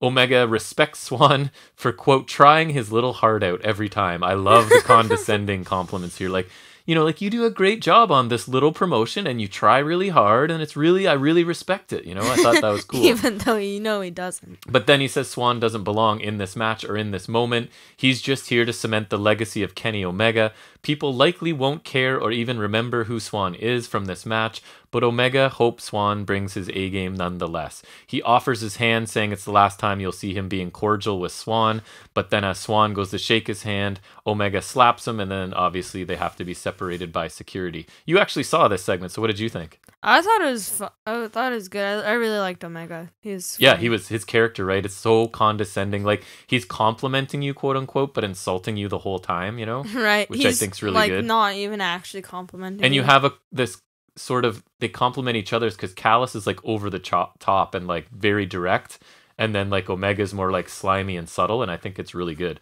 Right.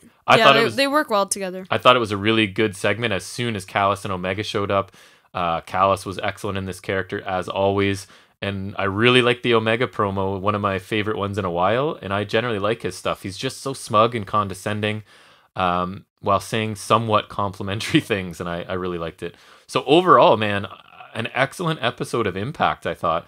The opening match with Alexander and TJP was excellent, and the closing press conference segment was really good too. In between, I got a good Callahan-Cardona match. I actually liked the Jazz retirement match segment, despite the use of Fire and Flava. We get a future mystery partner for Grace, which I like.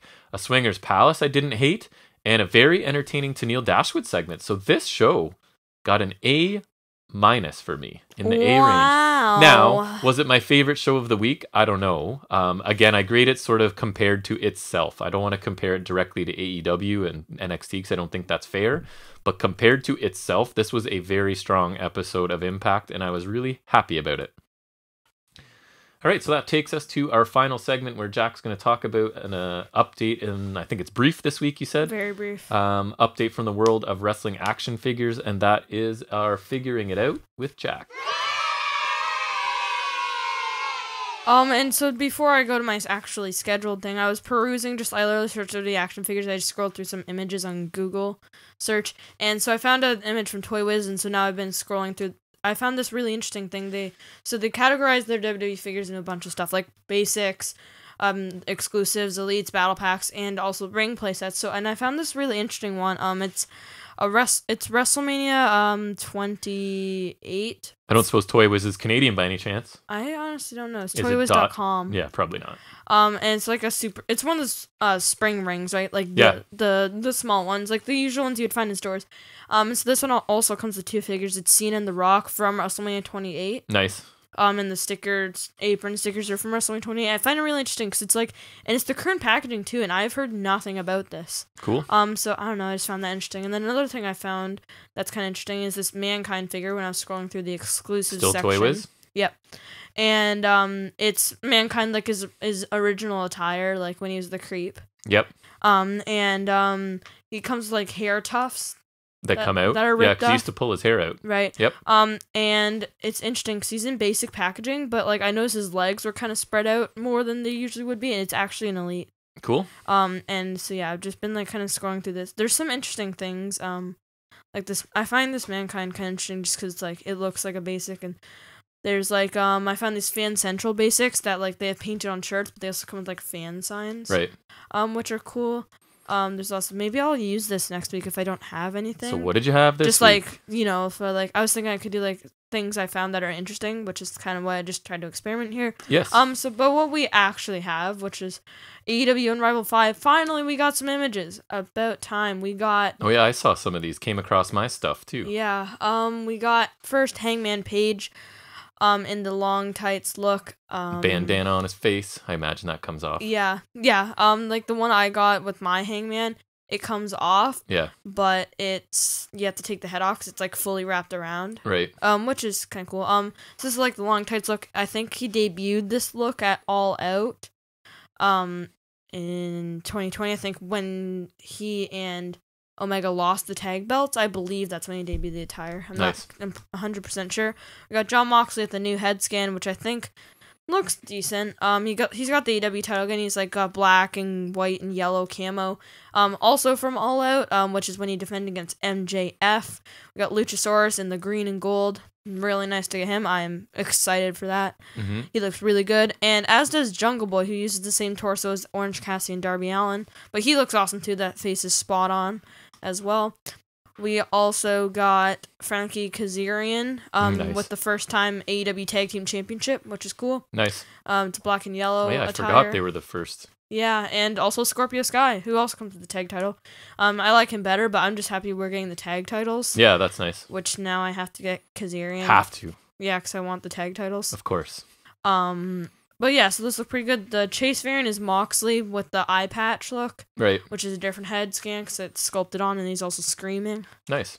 And then the other Chase variant is Hangman Page, and he's got he usually has the entrance pants that come off. He's got those, like and the this chaps, is, whatever. Yeah, and it's these are he's got trunks, and so that's pretty cool.